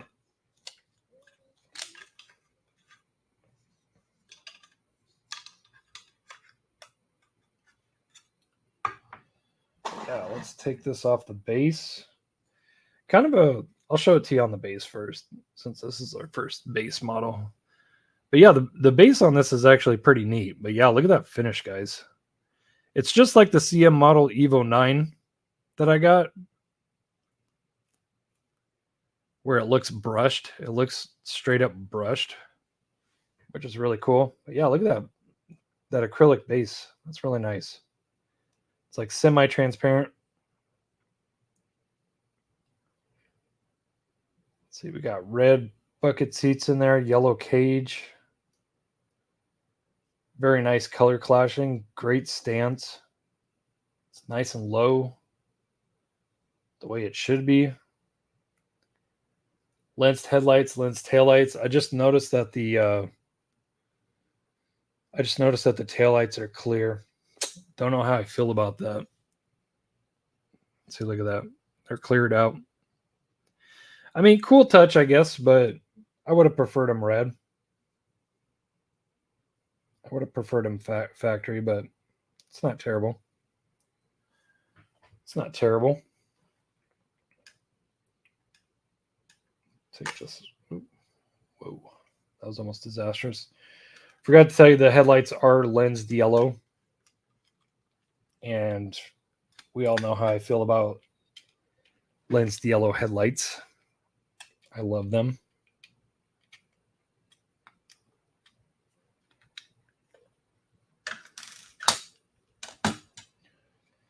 So yeah, very, very nice. Wheels roll, nice and smooth.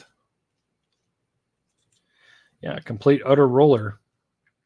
Unadulterated roller. Yeah, nice and smooth.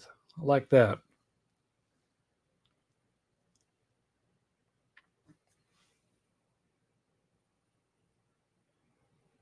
Yeah, yellow lensed headlights.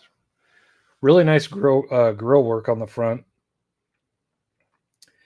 I don't know what it is about the ER34s, but none of them have front mounts, which kind of bothers me. I wish that somebody would come out with an ER34 with a nice, beautiful front mount just sticking out on the front. Even if that's not realistic to the kit. I didn't even do this. What the heck?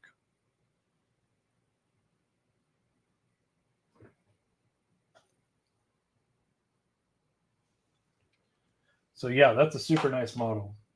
CM model. CM model for the win. They are after your heart, Derek. Uh-oh. Yeah. That's a piece I recommend 110%. That CM model brushed Evo 9. Oof. I got the silver one and the bronzish one.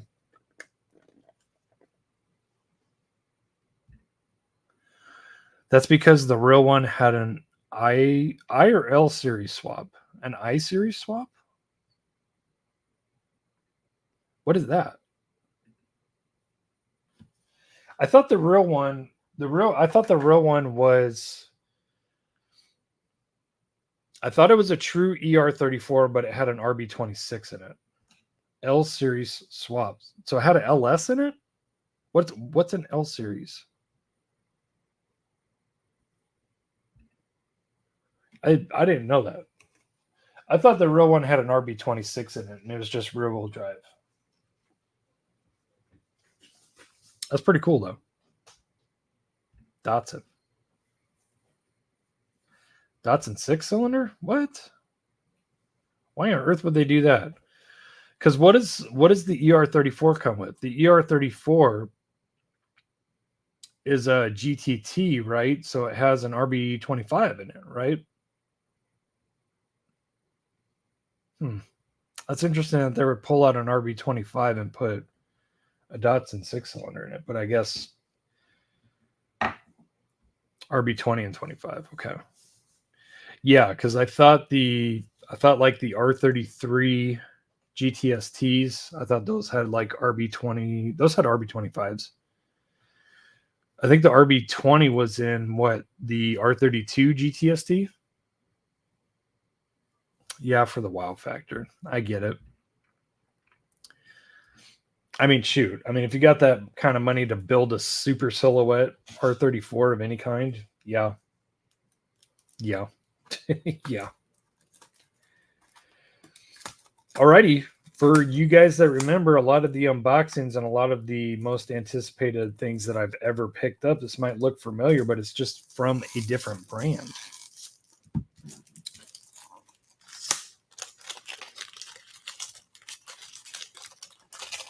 Just from a different brand. Balls out. I agree, Rico.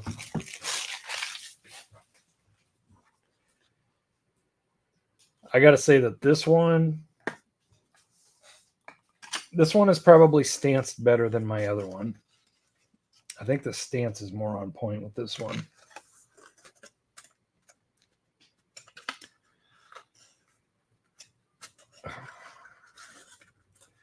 I think this one is going to be going on the transport. I think that's what I'm going to do. This thing is friggin' sick. Yeah, it's pretty closely resembles the other one. Very, very good detail, though. Super scale carbon fiber. Wow, I cannot believe that they nailed all of that. Holy shnikes. Ooh-wee. Man, if you asked me to pick between the two models of this that I got, pick my favorite one, boy, I don't know. Because I have the Aero 404 one, and now I have the TPC one as well. I think the spoiler detail, the stance is better.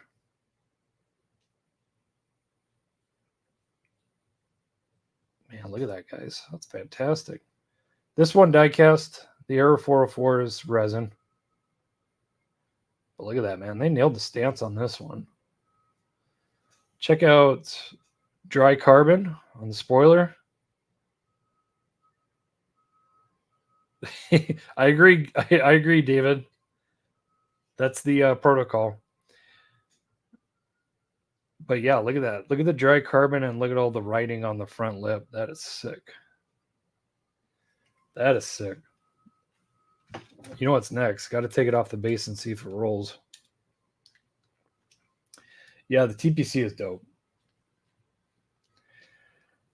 Was that thing electric? No, it was actually the engine in it was. The engine was a. It was from a GT3 RS. It was from a 991 GT3 RS, but fully stripped down, turbo, twin turbocharged. Yeah, it was amazing. Wow, I was not expecting that. The rears want to get hung up a little bit, but man, this thing rolls, guys. How about that? Look at that. That is friggin' cool. Yeah, the rears they want to rub up against the fender just a little bit, but look at that. Complete roller.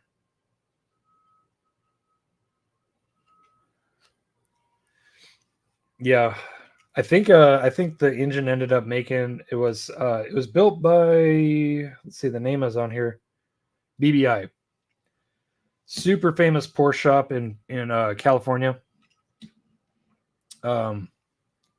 It was built by BBI. It was a Metzger. It was Metzger out of a 991 GT3 RS, fully built, twin turboed, and yeah, it was like 1100 horsepower. It's just ridiculous. This is super nice, guys.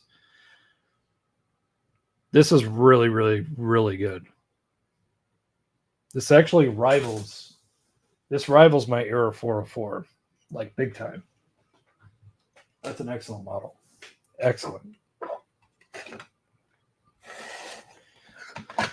And yeah, I think that one's going on in the display case on the micro turbo transport. I think that's what we're gonna do. We're gonna put it there. Yeah, super cool. Love TPC, man. TPC makes some great models, guys. I'm telling you. TPC is definitely one of my faves. I just don't have very many of them.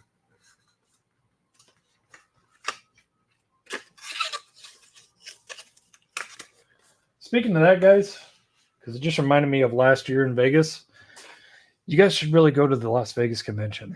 You guys really should. I got 2 more models to open. Just give me a second.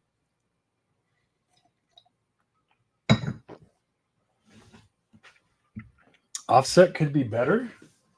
What? I don't know, man. It's pretty square.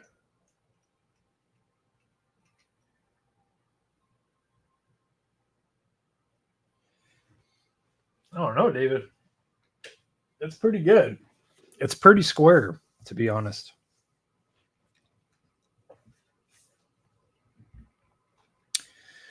Diecast Connoisseur. I have pics of a 1-1 of the 1-1 Hooned Pegasus from a Porsche show here in North Cali. That is dope. I would love to see that car in person.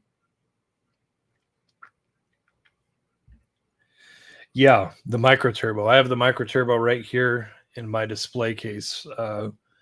Thanks to my buddy Colin in Australia. Thing is sick. It's going to match perfectly with that thing. Perfect. Perfect. All right. We're at the 2-hour mark. Let's get these last two models cracked because these things have been sitting here for a hot minute.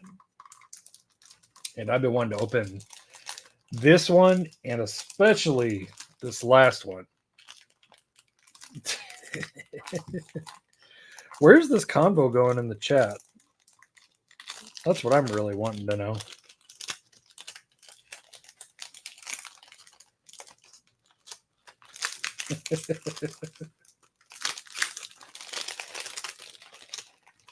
So, guys, this model, man, I'll tell you what.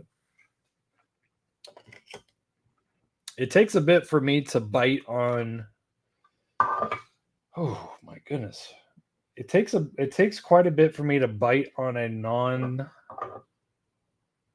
Liberty Walk R35. I'll keep it on the base. This is definitely one of those exceptions. This thing is friggin' ridic. This thing is ridiculous. This is an Inno64 R35 GT-R. Top secret. Look at that carbon on the hood. Ooh, wee. Goodness gracious. Great balls of fire. No front mount intercooler, but man, I love that red pinstriping on the kit. Look at that.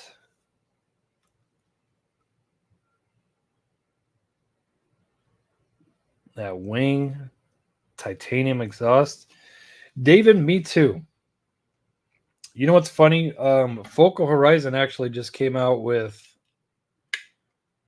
a really nice R35, but it's completely factory body, and I didn't get it just because I don't really care for factory body R35s. Now, I'm definitely not saying that this one is factory body, but I'm just saying I like my R35s to have some meat and potatoes, if you get what I'm saying. I like it to have a wide body. Holy Nikes, this thing is a woo. Look at that. Sheer unadulterated roller. Wants to hang up a little bit in the back, but look at that. Man. This thing is nasty, guys. This thing is sick. This thing is dope. This is one dope R35.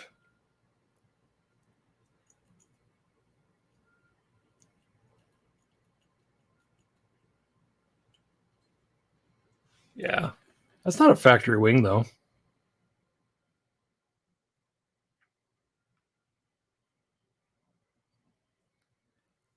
That's pretty sick, man.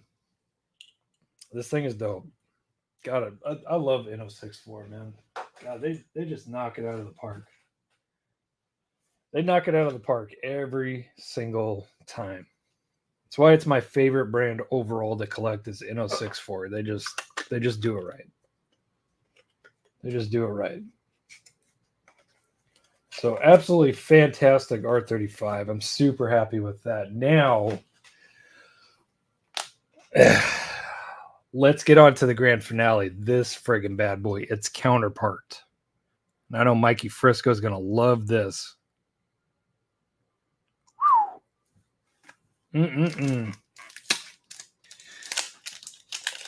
Oh, this thing is so nice. So I have a second one of these coming from Demo. Whenever his pre-order gets filled, it still has not been filled yet. So I'm going to have two of these. And when I saw the leak pick on it, I was like, it's all right. It's not the best thing, but it's all right. But I'll tell you what, man, after seeing this thing in person, I'm in love with this thing. This thing is friggin' sick. My God. This is one of my favorite R34s in my collection. Hands down. The wheels, just like the R35's, got that red pinstripe on the front lip. Nice front mount intercooler. Great grill work. Super good scale carbon. Look at that. Yeah, Timmy Q. Yeah, the green carbon, the Malaysia Expo Chase. Oh, yeah. Titanium dual tip exhaust. It's got that tall factory-ish wing on it. I love that. Those are my favorites to collect. Man. This thing is bananas. This thing is bananas, guys. This thing is sick. Oh, man. This thing has been sitting here just waiting to get open for over a week. Oh, yeah. Oh, yeah. I told you guys, Inno is making a better attempt to get their stuff to roll. This thing rolls like butter, like batter. Just like batter.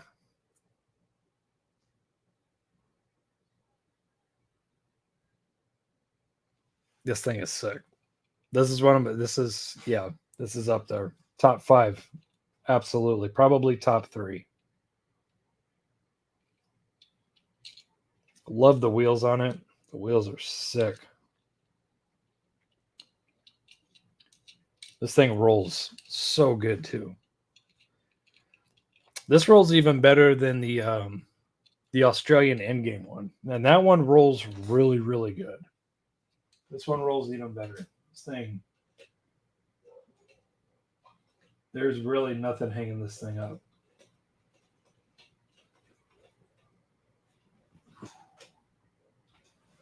Oh, man. Feels good to get that one open. Yes. Yes. So there we go, guys. There's our openings. And yeah. Hell yeah. Do they make a Mines R34? Absolutely, Alexis. Absolutely. They actually have a couple of different ones.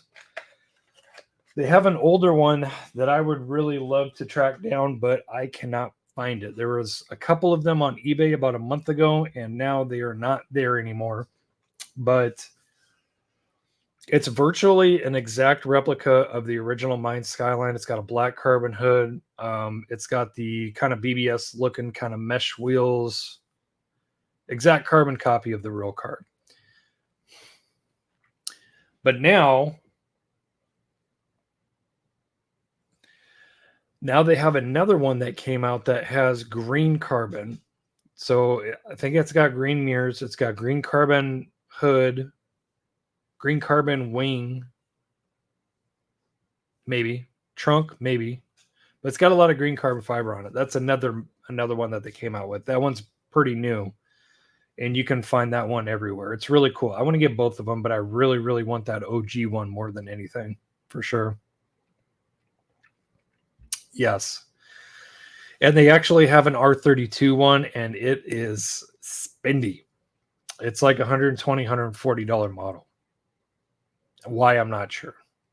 It kind of looks like a factory R32. And I'm 80% sure that it's Mines. It could be a Nismo one as well, because they did make a Nismo one. I don't know I'm pretty sure they made a Mines one, because they made a Mines R33.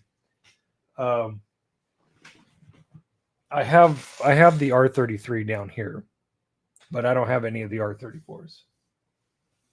I definitely need to get the R34s. Yes, you're correct. You're correct, DC. Yeah, they're coming out with a blue Mines one as well. It's just regular blue paint, but looks really, really sharp. Looks really, really nice.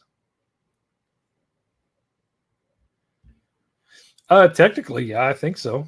Could be. Yeah, because I mean, yeah, the most obvious like carbon Kevlar that you usually come across is like, it looks like yellow carbon, but it's carbon Kevlar. Yeah, makes sense. Dude, come on. Don't you tease me like that. Don't tease me like that. Do you really have one? What do you want? Name your price. Don't really ask me for trades right now, Kevin, because I don't really have anything that great. But come on. If you have a spare, let me know. I will get it off of you. But yeah, I want to collect the Mines R34s for Inno. I want to collect more of the R32 Pandoms. I really, really love those. I really do. I have 1, 2, 3. I have 3 of them. I have 3 of them, but I know that there's at least 6 to 8 of them total. There's a really nice Pennzoil one that I guess is an Inno64 Pop Race collab of some sort. But it's an R32 Pandem. It's Inno all the way. It's the same thing. But Pennzoil livery, that one is really nice. They got a couple of different ones, man, and they're all friggin' sick. But I want those. I want the R32 Pandoms. I want the R34 Mines. And I'm really thinking about collecting all of the R34 Super Taikyu GT Racing R34s. I really like them, and I got one. I got the 5 Ziggin one, or Zigen, however you prefer to say it. I've always said Ziggin, so I say 5 Ziggin. But they make a Falcon one. That one is a pretty penny. That's probably the most sought after one, especially because it's older. And they also make a green Falcon one. It's like forest green. It's got a Falcon livery on it. Not livery, but Falcon logo. But I think those are the only 2 I need. I think they only made like 3 or 4 of them.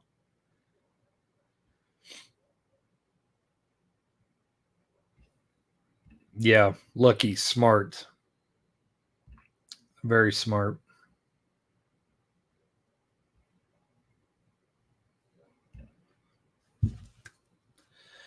Bro, please do. Yeah, message me and yeah, let's chat. Let's chat.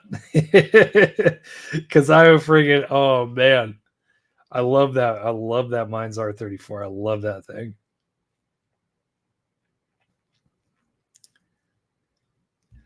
Yes, Endless. Yes, the Endless one. Yes, the purple GTT. I only have one of their GTTs. That's the shell one. Yeah, that one's really, really nice. It's really, really nice.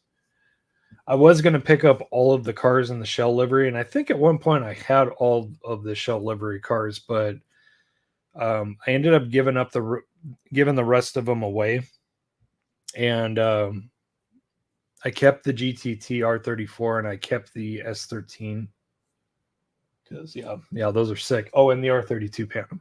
Yeah, those are the shell ones I kept. I got super lucky with that Falcon Inno R34. Then I think it was my first Inno. I just like to collect Falcon. Yeah, that thing is sick. I had a chance to buy it at Vegas and I passed on it, and I wish I didn't.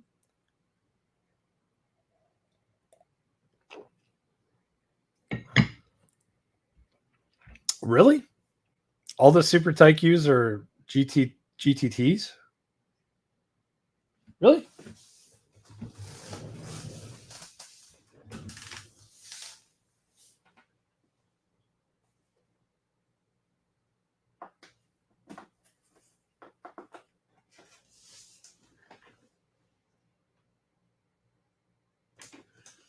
Huh. The five Ziggin one says R34 GT-R.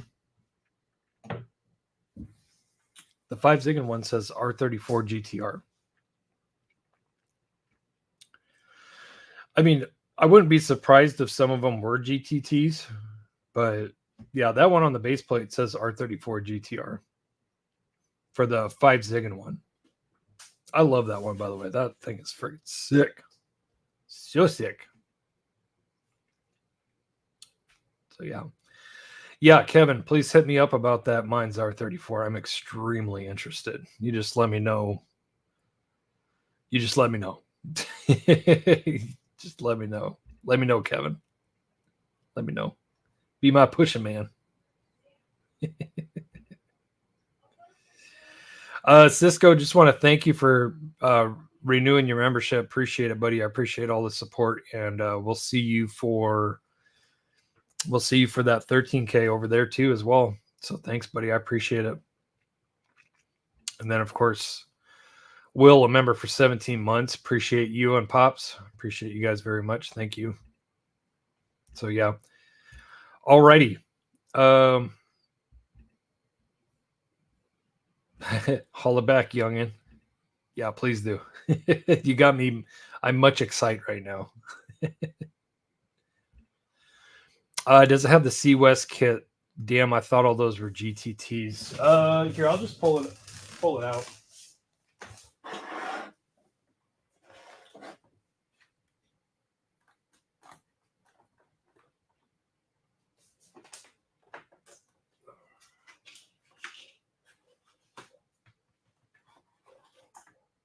Okay.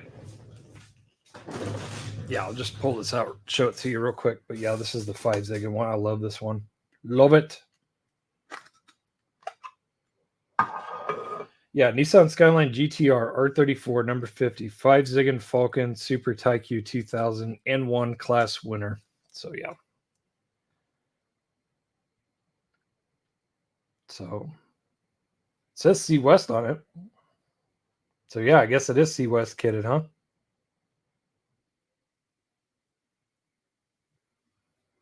Yeah, this is the only Super Taikyu one that I have so far, but yeah, I want to get them all. I love these. If you guys don't know the history about these friggin' JTTC cars, man, ugh. I want to get them all. I want to get them all. Like really, I want to get like all the Supras, all the GTRs. Yeah, Inno doesn't do they don't do Mark IVs. I don't think so, at least.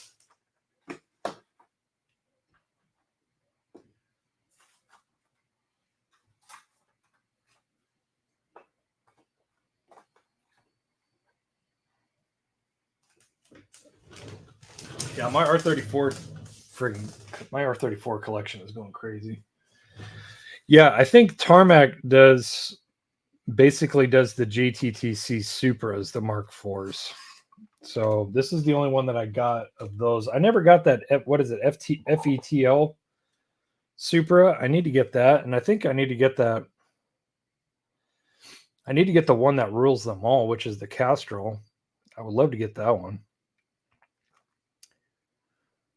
But yeah, this is the Mark IV that raced in Le Mans in 1995. This one, the Nippon Denso. This one is sick.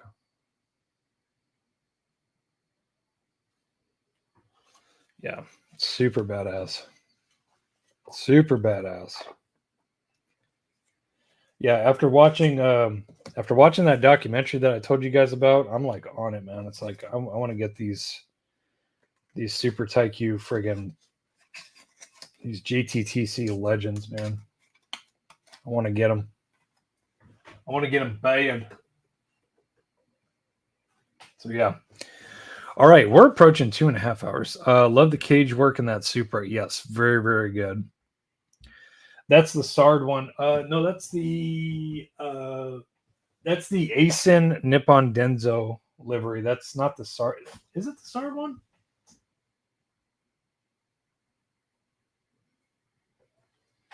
Yeah, I think it's just the Nippon Denso and Asin. It's not the SARD one. But yeah, the SARD one would be badass. Yeah, me too, Mikey. Gotta go. Gotta go.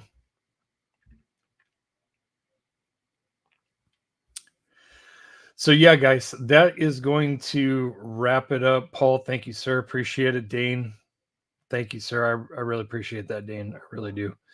Paul, thank you, sir. Appreciate you guys.